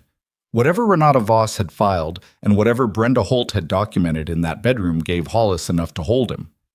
Wyatt turned from the door. The suit jacket man was walking toward the porch. Not fast, not threatening in posture. Walking the way men walked when they wanted you to understand they didn't feel threatened and wanted you to receive that as information rather than simply performance. Wyatt came down the porch steps and met him at the edge of the walkway. Up close, mid-50s, well-maintained, the face of someone who slept well because he'd arranged his relationship with his own actions carefully enough that they didn't trouble him. Light eyes that held the flat professional quality of someone who evaluated rather than felt. He stopped 3 feet away. "You've created a significant problem," he said. Unhurried, conversational. "Okay," Wyatt said. "The situation inside this house is more complicated than a deputy and a social worker." "Seems pretty straightforward to me." Something moved across the man's face. Not quite irritation, more like the adjustment a person made when a calculation came back different from expected. "There are interests involved that operate outside what's happening on this street tonight. Those interests have long memories." Wyatt looked at him. "You giving me information or making a threat?" "Offering context." "Here's mine," Wyatt said. "Whatever you came to this town to collect isn't here anymore. It's in the system now. And the man who was your arrangement with is sitting in the back of a deputy's cruiser." He paused. "You should drive back to Indianapolis." The man's eyes held on Wyatt's face. Reading, the flat professional evaluation running its process. "You don't know what you've put yourself in the middle of," he said. "I know exactly what I've put myself in the middle of," Wyatt said. "I've been in it since a kid on a curb handed me back a bottle of water with both hands." He let a moment pass. "You should go." A sound from the porch, shaking Brenda Holt, stepping out with her bag, and behind her Eli, and Eli had Mara in his arms in the configuration Wyatt had seen in the bedroom. The girl's face and his neck, his chin on her hair, both of them compacted into the smallest space they needed, the way they'd been doing it for 4 years. Mara lifted her head and looked at the street, at the rain, at the Harleys still rolling their slow circuit, at the blue-red light sweeping across everything, at the outside. For the first time, looking at the outside without a window between them. Something in her face, not wonder exactly, though it was related to wonder, more like the expression of someone whose understanding of the world's size has just been corrected, expanded, given dimensions it hadn't had before. She looked at it with those dark eyes, and she was completely still and completely present in a way that children were when something real was happening to them. The man in the suit jacket looked at her. Wyatt stepped slightly to the left. Not dramatically, not aggressively, just a small repositioning that put his body more fully in the line between the man's eyes and the porch. The man looked back at Wyatt. Something finished in his face. Not defeat. Men like that didn't do defeat. They just rescheduled. But a recognition that tonight's specific equation had resolved in a way that didn't accommodate his interests, and that the crowd of iron ravens now visible on the street represented a variable that outweighed whatever leverage his presence was meant to provide. He put his phone in his pocket. "Long memories," he said again.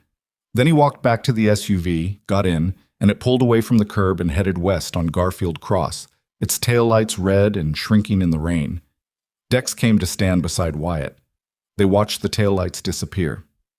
"That's not finished," Dex said. "No," Wyatt said. "He'll regroup. He'll try." Wyatt looked at the street. at his brothers rolling their slow circuit in the rain, not one of them acknowledging that anything had just happened, just holding the space that needed holding. What he doesn't know is what comes next. Dex looked at him. What comes next? Wyatt looked at the porch, where Eli was standing with his sister, and Brenda Holt was speaking to them both in a low voice. And Eli was listening with his old eyes expression, but his arms were still around Mara, and Mara had her head up and was looking at the rain. Everything gets documented, Wyatt said. Every name, every connection Rowan can give us to Friel, everything Friel connects to above him. Renata Voss files everything. Hollis files everything. We make the man in the suit jacket into a thread, and we pull it all the way to the end. That takes time, Dex said. I've got time, Wyatt said. Dex was quiet for a moment. Then, you're not leaving, are you? Wyatt watched Brenda Holt guide the children down the porch steps, one hand on Eli's shoulder, not gripping, just present. And Eli looking back at the house once, a single look, and then turning forward. No, Wyatt said. I'm not leaving. The engine circled. The rain came down. In the back of a deputy's cruiser 2 blocks east, Dale Rowan sat with whatever remained of the life he'd been building and thought about what it was worth now. In Indianapolis, or wherever the holding company's address pointed, a man with a notebook and a long memory was already making a different kind of call. And somewhere in the system between Millhaven and whatever came next, 2 children were now visible, documented, existing, on record in every database that mattered, for the first time in the life of one of them and the longest interval in the life of the other. The circuit continued. Wyatt stood in the rain on the empty walkway and let it soak through the shoulders of his cut and didn't move, because this was the place he needed to be standing, and he'd been in motion for 23 years, and he could afford to stand still for 1 minute in the rain at the end of a thing. His phone rang. Renata Voss. He answered. I've been on the phone with the Bureau for the last 40 minutes, she said, and her voice was different now. Not the careful precision of earlier, something with more edge in it, more urgency. They have Curtis Friel under surveillance, have had for 8 months. What happened tonight in Millhaven, Rowan's arrest, the documentation of the girl, that's the first hard thread they've had into Friel's supply chain that has a name and a face attached to it. A pause. They want to talk to you. When? Tomorrow morning. They want Eli's testimony formally. They want every detail of the man in the SUV. Description, behavior, what he said. They think they know who he is, Wyatt. They've been trying to find him for 2 years. Wyatt looked at the street, at his brothers in the rain. The children, he said. What's their status? Emergency placement tonight. I've already begun filing for emergency guardianship on your behalf. It's not guaranteed, but you need to understand that. But given what you've documented, what Brenda Holt documented, and your clean record and established ties to the club as a character basis, there's a real pathway. He was quiet for a moment. What are the odds? He said. Better than they were 3 hours ago, she said. Significantly better. He heard the click of her end and stood with the dead phone in his hand and looked at the rain-washed street and thought about odds and what they meant to people who'd never had any and had learned to make their own. A hand touched his elbow. He looked down. Eli. Standing beside him, Brenda Holt a few feet behind, giving them the space of a moment. Mara still in Eli's arms, her head now resting on his shoulder, watching the rain. Eli looked up at Wyatt with those eyes that had been reading adults at speed for so long that they'd forgotten how to read for anything softer, and he said in a voice that was very quiet and very steady and very 7 years old, Are we going to be okay? The engines circled. The rain came down. Wyatt crouched to his level, the wet ground soaking through the knee of his jeans, and looked at the boy. At the careful face and the old eyes and the impossible weight that had been carried in a body too small to have been asked to carry it. And he said the only true thing he had. Yeah, he said. You are. Mara turned her head and looked at him directly. Those dark eyes, fully open, holding everything they'd seen, and she reached out one hand again, the gesture she'd made twice before, palm up, fingers slightly curled. He put his hand in hers. She closed around it. And somewhere east of Millhaven, on a highway running straight and dark through Missouri farmland, a man in a suit jacket was already on his phone, already planning, already building the next version of the thing that Wyatt had just torn open. And the thread was live, and the Bureau was pulling it, and everything was moving now, converging, building toward a reckoning that was larger than one night on one street in one town, and would require more than one man standing in the rain to see it through. The hand in his tightened slightly. He held on. The emergency placement family lived on Donnelly Street, 4 blocks north of the hardware store, in a house that was everything Garfield Cross was not. Painted trim, a porch light left on, a doormat that said nothing because it didn't need to. Brenda Holt knocked at 2:40 in the morning, and the woman who answered hadn't been asleep, which told Wyatt something about what kind of person she was. Her name was Carol, mid-60s, soft-spoken, and she looked at Eli and Mara in the doorway with an expression that was not pity and not performance, but something closer to the specific recognition of a woman who had been doing this long enough to know exactly what she was looking at. She looked at the children. She stepped back and held the door open. That was all. Eli carried Mara across the threshold. He hadn't put her down since the porch. Wyatt watched them go in and the door closed and the porch light stayed on, and he stood on the sidewalk in the rain that had finally thinned to a mist and felt something happen in his chest that he didn't try to name, because some things lost something in the naming. Dex came up beside him. They stood there for a moment. "You need to sleep," Dex said. "I know." "You're not going to." "Probably not." They walked back to the Crossroads Inn. Dex took the second room. He'd booked it somewhere in the middle of all of it, with the organizational efficiency that had made him road captain for 11 years. And Wyatt sat on the edge of his bed and looked at his hands for a while. His knuckles were scraped from somewhere in the evening, some contact he hadn't fully registered at the time. He cleaned them with a wet cloth from the bathroom and thought about the man in the suit jacket driving west, and the phone call he was already making, and about Renata Voss on the line with the Bureau, and about the thread being pulled. He didn't sleep until 5. When he did, he dreamed about the creek south of town and Eli throwing flat stones, that focused arithmetic of it, and the sound the water made when the stones broke the surface and sank. Well, morning came gray and washed clean, the storm gone, the air having that specific quality that followed hard rain in August. Not cool exactly, but rinsed, the heat held temporarily at a distance.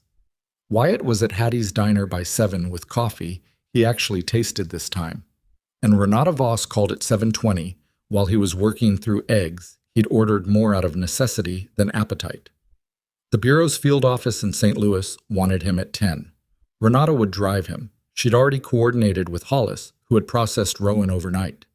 Dale had given them 3 hours and 4 names before his attorney arrived, which meant he'd understood very clearly what his value was in the broader arrangement and had decided to spend it before someone else spent it first. Curtis Friel's facility had been flagged. The man in the suit jacket, Renata didn't give Wyatt a name over the phone, but her voice when she mentioned him had a careful quality that suggested the name was significant, was already a known quantity to the Bureau's task force, and what had happened on Garfield Cross had given them something they'd been attempting to construct for 8 months through other means. "The children," Wyatt said. "Brenda Holt filed the emergency documentation at 6 this morning. Mara has been given a legal name and a case number. She exists now in every system that matters." A pause. "Your emergency guardianship petition was received.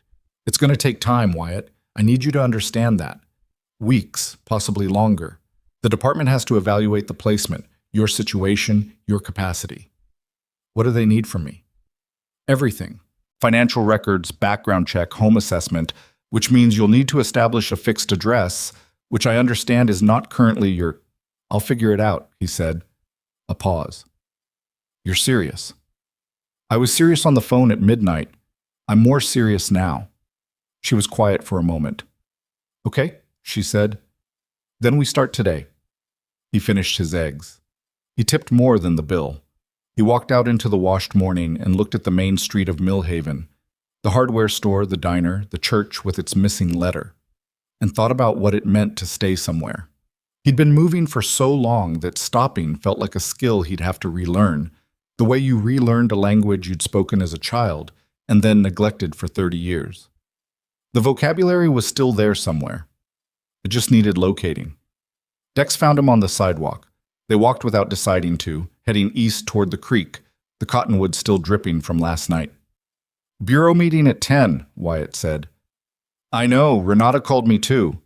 Dex put his hands in the pockets of his jacket. "Most of the men are heading out this morning. Ryland and Castillo are staying another day if you need them." "Tell them thanks. Tell them they can go." Dex nodded. They walked for a moment. The creek was audible before it was visible, the water higher than usual after the rain, moving with more intent. "I'm staying," Wyatt said. Not because Dex had asked, because it needed to be said out loud to someone who would receive it accurately. Dex didn't respond immediately. He found a spot on the creek bank and stood with his hands still in his pockets and looked at the water. "There's a property," he said finally. "Ryland mentioned it this morning. House about a mile north of town, been empty 2 years. Owner's an older man in a nursing facility outside Joplin. His nephew handles the estate and has been trying to offload it. Nothing special, 3 bedrooms, roof's decent. Ryland drove past it." Wyatt looked at him. "I'm just telling you what Ryland said," Dex said. "You told Ryland to look." "I told Ryland to look." Wyatt picked up a flat stone from the bank and turned it in his fingers. He thought about the way Eli threw stones, that focused arithmetic, the calculation of angle and weight. He set the stone down. 3 bedrooms, he said. That's what Ryland said. They stood by the creek for a while longer and neither of them said much. And it was comfortable in the way that silence between men who trusted each other was comfortable, not empty, but restful. The water ran. The cottonwoods dripped. Somewhere up the bank a bird made a sound Wyatt didn't know the name of, and he thought about Eli's library book, the bird identification guide, and thought that Eli would probably know what it was. The bureau meeting lasted 4 hours. 2 agents, a conference room in a St. Louis field office that smelled like recycled air and old coffee. Renata Voss at his elbow with a legal pad and a pen that she clicked once at the start and did not click again. Wyatt answered everything he was asked. He described the man in the suit jacket with the precision that came from having spent 23 years reading people quickly in unfamiliar environments: height, build, posture, the specific quality of his voice, the Indianapolis plates, the holding company name he'd caught on the side of the SUV in the half-second before Dex blocked his line of sight. The older of the 2 agents, a woman named Caslin with close-cut silver hair and the flat professional expression that all serious law enforcement people wore as both armor and tool, wrote things down and occasionally asked him to repeat something. And at the end she looked at him across the table and said, "The man you described is connected to a network that has been operational in 4 states for 6 years. What you did last night either accelerated our timeline significantly or drove part of the operation underground for a period. We won't know which yet." "What about Friel?" Wyatt said. "That's ongoing. The children are the thread that gets you to him."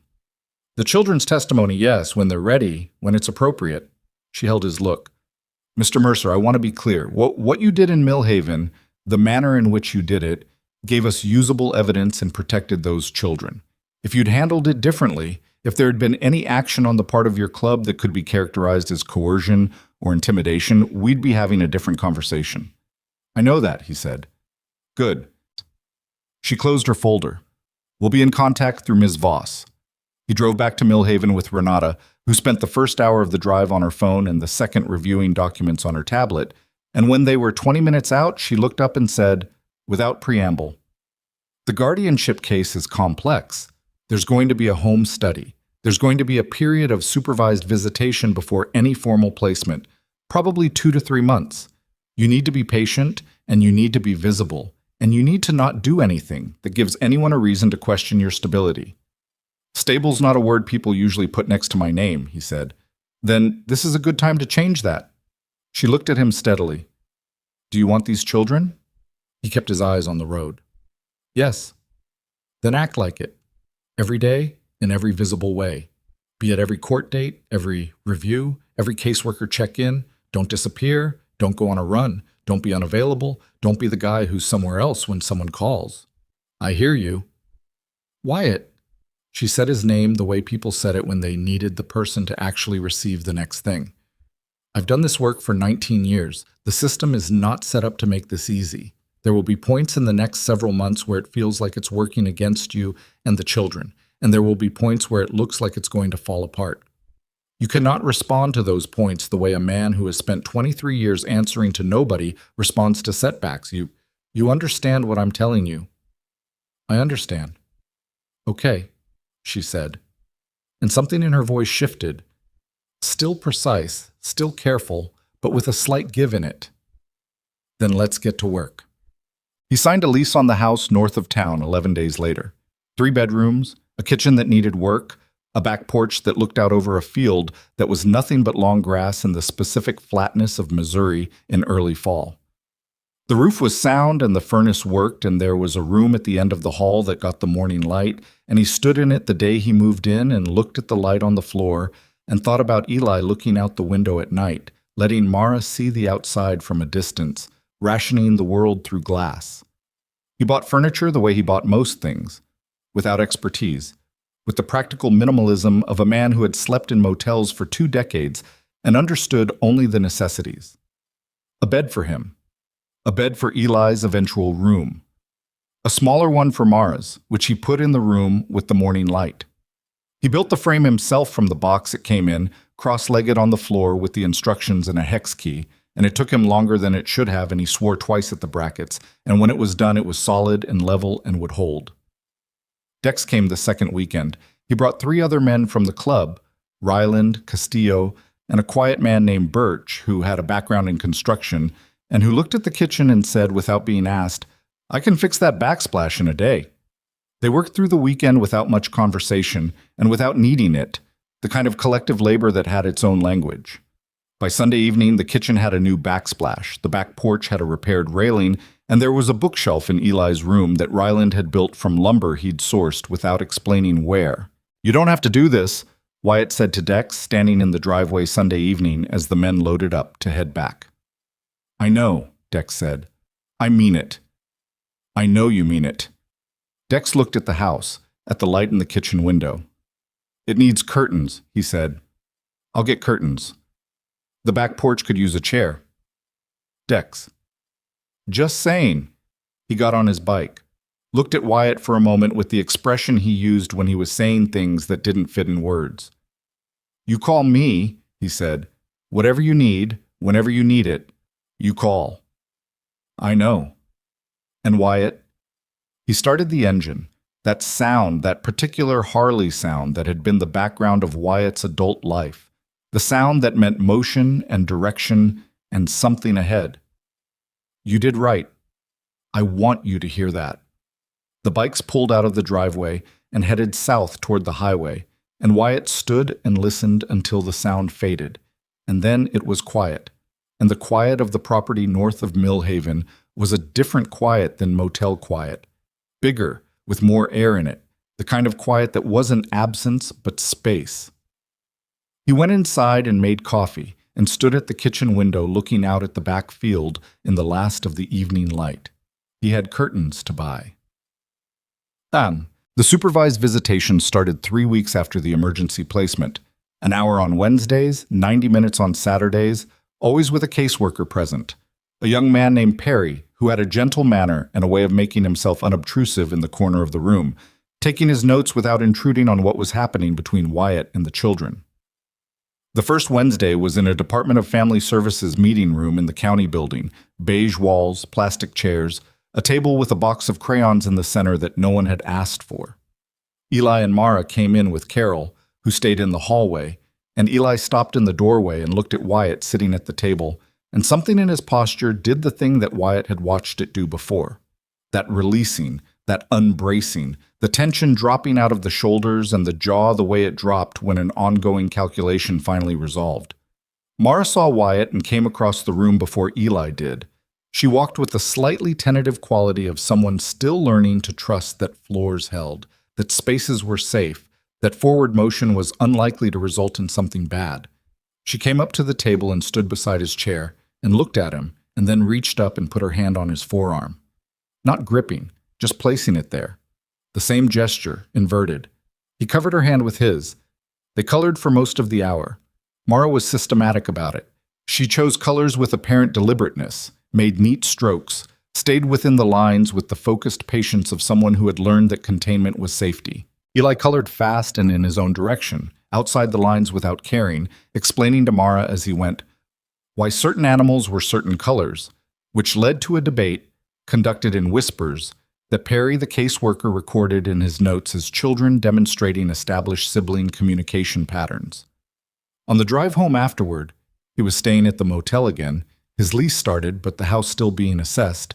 Wyatt sat in the parking lot for a while and thought about what 90 minutes felt like when you'd spent 23 years putting miles between yourself and everything. It felt like not enough. It also felt like the most substantial hour and a half he'd had in recent memory. The court dates came. Renata had briefed him on each one in advance so that nothing caught him unprepared, but preparation and arrival were different things, and the first time he sat in a county courtroom on a wooden bench in a collared shirt, Dex had told him about the shirt, which was an item he hadn't owned in over a decade, sourced from a department store in a way that had involved 3 employees and twice as long as it should have. He felt the institutional formality of it in a way that was not comfort but was something he understood. The system worked slowly. Renata had warned him. What she hadn't fully conveyed was the specific texture of slow, the way months had individual weights, how a postponed hearing could land differently in October than it would have in September, how the children's situation evolved in the placement family, and that evolution was simultaneously reassuring and another kind of ache. Eli was doing well. That was what Brenda Holt's updates said, and it was also what Wyatt saw on Saturdays. The boy opening incrementally, not dramatically, not in the sudden transformative way of stories, but in the quiet, accumulative way of someone learning to occupy a space they'd never been allowed to occupy before. He started at the Millhaven School 3 weeks into the placement. He reported back to Wyatt on Wednesdays that Mrs. Ackerman at the library was the same as before and had reserved 2 books for him. Mara spoke on a Wednesday in October, not to Wyatt, to Perry the caseworker, who had been sitting in his corner and whom she had been processing for 6 visits with the methodical patience she applied to everything. She said clearly and without particular drama, "Do you have a dog?" Perry looked up from his notebook. "No," he said. "Do you want one?" Mara considered this seriously. "Maybe," she said. Perry wrote something down and then looked at Wyatt with an expression that was carefully professional and was also barely containing something human, and Wyatt looked back at him and they both let a moment pass without commenting on it, because some things you received by not making them smaller with language. Dale Rowan pleaded guilty in November to 3 counts, including child endangerment and conspiracy to facilitate trafficking. His sentencing was scheduled for January. The information he'd provided about Curtis Friel and the network above Friel was, according to Renata, significant enough that the Bureau's case had advanced materially, though the full architecture of it was still being mapped. The man in the suit jacket, his name, when it came out in the Bureau's filings, was Ellard Voss, no relation to Renata, a fact she mentioned once with dry precision and then set aside, had been located in February in Indianapolis and was under federal investigation. Nothing about that process was fast, and none of it was guaranteed, but the thread was being pulled steadily by people whose job it was to pull it, and Wyatt had given them the end of it. What he focused on, mostly, was the near work. The house north of town, which the home study found adequate with 3 minor conditions that he addressed within the week. The Saturday visitations, which extended to 2 hours in November and then to a full afternoon in December, Carol dropping the children off at the house, and Wyatt cooking something that approximated a meal. He was a functional cook, no more, which meant the meals were occasionally good and sometimes mediocre, and never the kind of thing anyone would remember for its quality, which turned out to be fine because that was not what they were about. Eli taught him the bird identification game. They used the book from the library, and then a second one Wyatt bought at a used bookstore in the next town, and they sat on the back porch on the mild days and looked at the field, and Eli named what moved through it with the authority of someone who had been studying this privately for a long time. Mara listened with her head tilted slightly, adding nothing but processing everything, which was her characteristic approach to most things. In December, the mornings came cold, the first frost. Wyatt made oatmeal one Saturday morning because it was there and he could. And Mara stood at the kitchen window watching the frost on the grass with the expression she had adopted toward new weather and seasons, that expanded world look, the one that recalibrated her understanding of what the world contained. She had many of those looks, and he had learned not to interrupt them. Eli came to stand beside her. "It'll melt by noon," Eli said. Mara didn't look away from it. "I want to touch it first," she said. They went out after breakfast in their jackets, and Mara walked across the backyard to the field's edge and crouched down and pressed both palms flat into the frosted grass and held them there, feeling the cold, and looked at her hands when she lifted them with the expression of someone confirming something they'd been wondering about, and straightened up. Wyatt stood on the back porch and watched this happen and did not say anything because it didn't need anything said about it.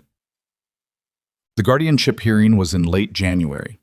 The courtroom was the same one as before, but it felt different in the way that the same physical space felt different when what you were waiting to hear had changed. Renata was to his left. Brenda Holt gave her professional assessment, and it was thorough and it was not unqualified. She noted, in the careful language of case reports, that Mr. Mercer's background and lifestyle presented variables that the department had weighed and would continue to monitor. But it was fundamentally in support, and the judge, a woman of about 60 with reading glasses she wore slightly low on her nose, listened to everything with the complete attention of someone who understood what these decisions weighed. The children were not in the courtroom. They were with Carol, who had agreed to wait at her house regardless of how long it took. It took most of the morning. At 11:47, the judge looked at her papers and then looked at Wyatt over her reading glasses and said, "Mr. Mercer, this court has reviewed the record in this matter extensively. I want to be direct with you. The circumstances that brought these children to the attention of the department were severe, and the circumstances of your involvement with them, while ultimately beneficial, were irregular. The court does not ordinarily look favorably on extralegal processes." Wyatt said nothing. "However," she said, and set her glasses down on her papers, "the record also shows that these children have a relationship with you that preceded any legal proceeding, that the bond established between you and both children has been assessed by this department's evaluators as genuine, consistent, and demonstrably positive in its effects on both children's development and stability. The record further shows that you have been present at every required proceeding, have met every condition placed upon you by the home study process, and have established a fixed residence in this county." A pause. "It also shows that your actions on the night of August 9th were the proximate cause of these children being removed from a situation that would have resulted in severe harm. This court cannot ignore that." She picked her glasses back up.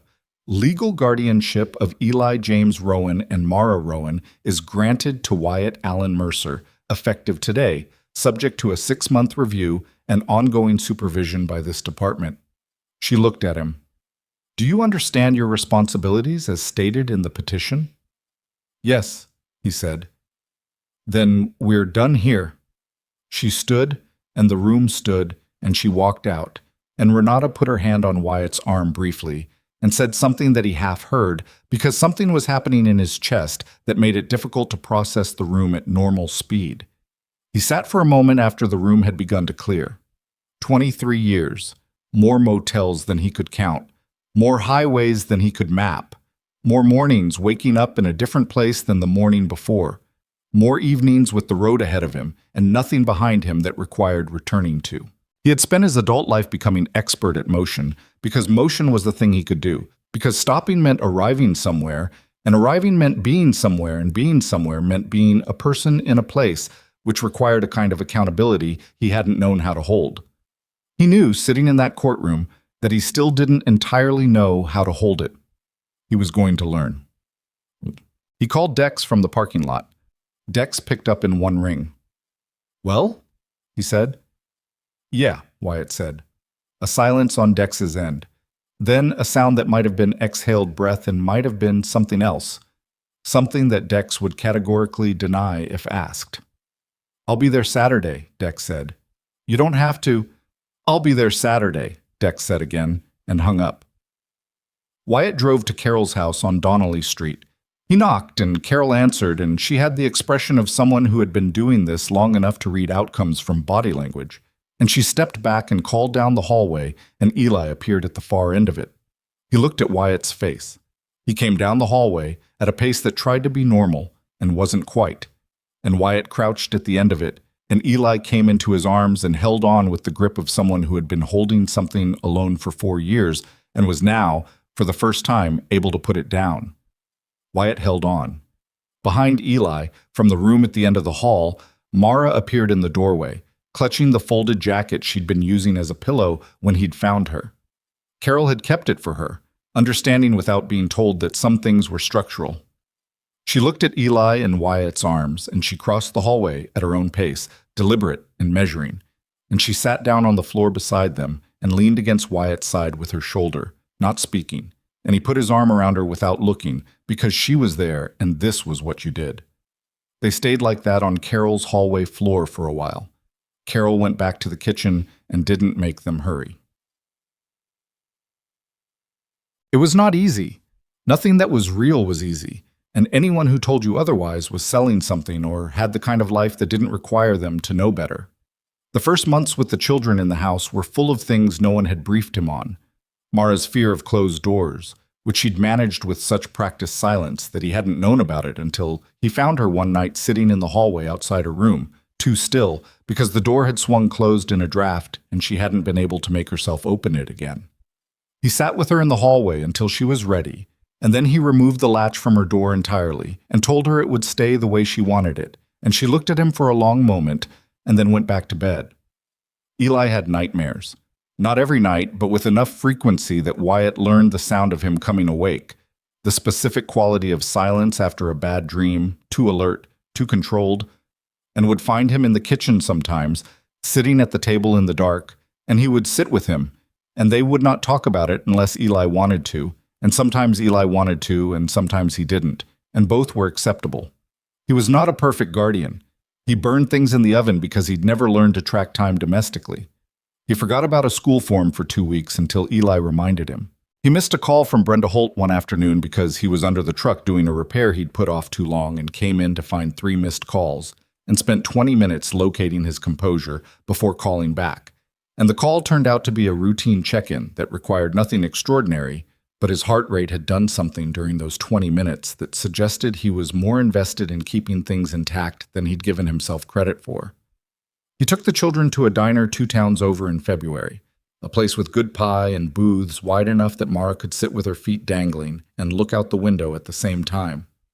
She ordered apple pie and ate it with the concentration she brought to everything she ate, fully present, deliberate, and Eli ordered a grilled cheese and talked about a hawk he'd identified from the back porch that morning. The field guide opened beside his plate, pointing to the illustration, asking Wyatt to confirm the banding pattern on the wings, and Wyatt looked at the illustration and looked at his son and said, "That looks right to me," and meant both things at once. Spring came to Millhaven the way spring came to Flat Country, slowly at first, then all at once, the fields going from brown to a green so vivid it looked artificial. The back porch became the place they spent their evenings, the 3 of them, in the 2 chairs Wyatt had finally bought, and the camp stool Eli had claimed as his own by the simple process of always sitting on it. They watched the field. They learned what moved through it. Mara developed opinions about which birds she preferred, based on criteria that were entirely her own, and which she explained in the precise, unhurried voice she used when she was confident in something. The 6-month review came and went. Brenda Holt filed her assessment, and it was professional, and it was thorough, and it confirmed what was true. That 2 children were healthier, more stable, more fully themselves than they had been, and that the man responsible for that was doing the unremarkable, necessary daily work of it without drama and without abandoning it when it became inconvenient, which was the whole job, which had always been the whole job. Dex came in April with Ryland and 2 other men, and they built a proper porch off the back of the house, wood-framed, roofed, with screening for the summer mosquitoes. And Eli helped with the parts that were safe for a kid to help with, handing tools and holding things level. And Mara watched from the kitchen window with the focused assessment of someone conducting a study. The porch was done by Sunday evening. They sat on it until dark. In May, Wyatt took the children to the creek for the first time. Not the creek path where he'd walked alone in August, reading the town, further south, where the water ran wider over flat stones and the cottonwoods were thick enough to make it feel like the rest of the world had been set aside for a moment. He'd packed a bag without saying what it was for, and Eli had watched the preparation with the expression he used when he was tracking variables, and Mara had simply put on her shoes because Eli was putting on his shoes. They walked the half-mile from the car, and when they reached the creek, Mara stopped at the bank and looked at it for a long moment. The water was high from spring rain, not fast, just full and moving with its own authority. The flat stones were submerged but visible through it, darker than the water. She stepped in with her shoes still on. Eli started to say something about the shoes, and then stopped himself, the small internal override of someone who had decided that some things mattered and some things didn't. Mara stood in the water at the bank with the cold of it coming through her shoes, and looked upstream where the creek curved out of sight, and looked downstream where it did the same. And then she looked back at them on the bank, and her face had the expression she made for new things, the world-expanding look, the recalibration. "It keeps going," she said. "Both ways," Wyatt said. "As far as you want to follow it." She looked downstream again. Then she waded back out and sat on a flat stone at the bank and took her shoes off and put her feet in. And that was where they stayed for 2 hours, Eli throwing flat stones with his focused arithmetic, Mara with her feet in the water and her face turned upstream, watching. He would think about that afternoon later. Not as the moment things changed, because things didn't change in moments, they changed in the slow accumulation of ordinary days, but as one of the afternoons that made up the architecture of a life that was actually being built rather than merely endured.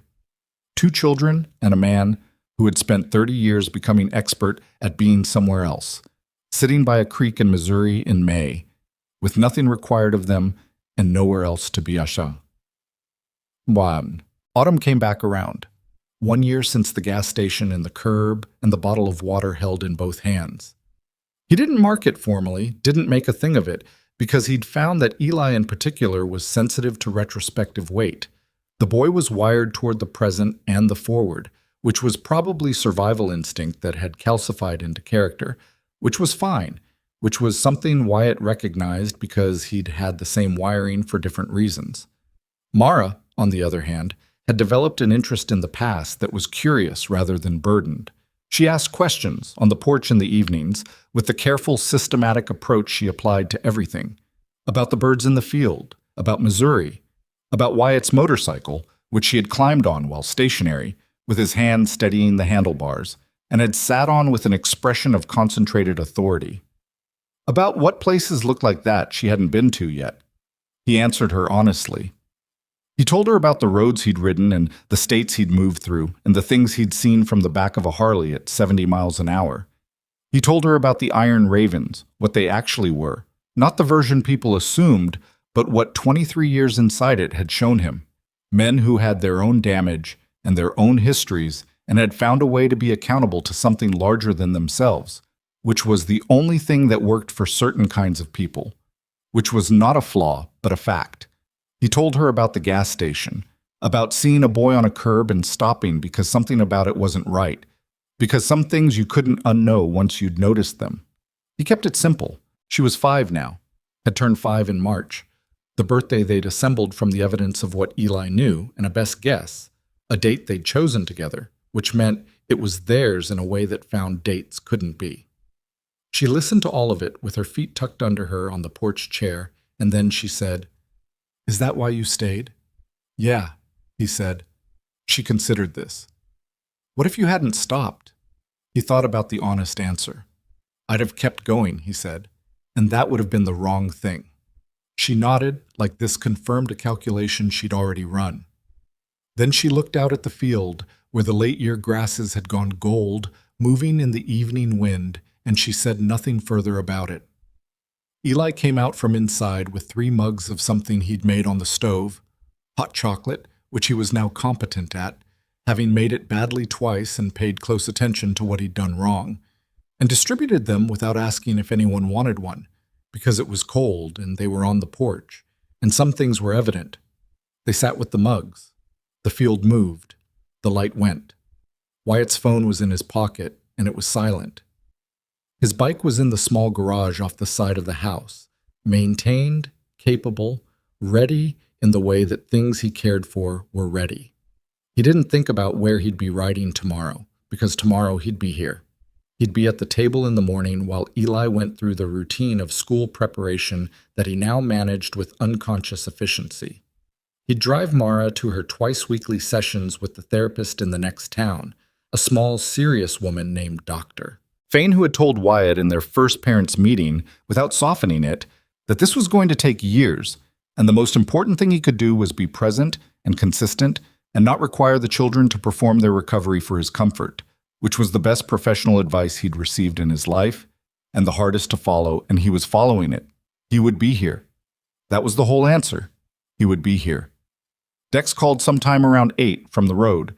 Wyatt could hear the wind noise on the call, which meant Dex was riding late, which he did sometimes just because the road at night was different from the road in the day, and Wyatt understood that completely. "How's the house?" Dex said. "Good," Wyatt said. "Kids?" "Here." He looked at them. Eli with his mug, looking at the field, Mara with her feet tucked up, looking at the sky. "Good," Dex said. A pause. The road wind. "You sound different." "Different how?" "I don't know. Less like a man who's waiting on something." Wyatt thought about that. "Maybe I'm not," he said. "Good," Dex said again, and there was something in the word this time. Worn smooth with use, simple, meaning all of what it meant and nothing extra. He hung up, and Wyatt held the phone for a moment and then put it in his pocket and picked up his mug. The temperature was dropping, the kind of cold that came in the early evenings now, real cold with some intention in it. Mara looked at him. "Is it going to frost tonight?" "Tomorrow morning, maybe. I want to touch it again before it melts," she said. The same thing she'd said in December, in the same tone, as though the desire was ongoing and each frost a new opportunity to confirm what she knew. "We'll go out first thing," he said. She nodded and looked back at the field. The field was dark now. The gold of it gone, just the sound of it moving. The grasses doing what grasses did in the wind, which was persist. Which was, if you watched long enough, enough. Wyatt sat on his back porch in the cooling October evening with a mug going cold in his hands and 2 children who were alive and present and incrementally less afraid, and he felt the truth of the things settle in him, not dramatically, not in the way he'd once imagined moments of reckoning arrived, but the way all real things arrived, quietly, in the ordinary texture of a day that didn't announce itself as significant. He had stopped for a boy on a curb. He had given a bottle of water to someone who held it in both hands.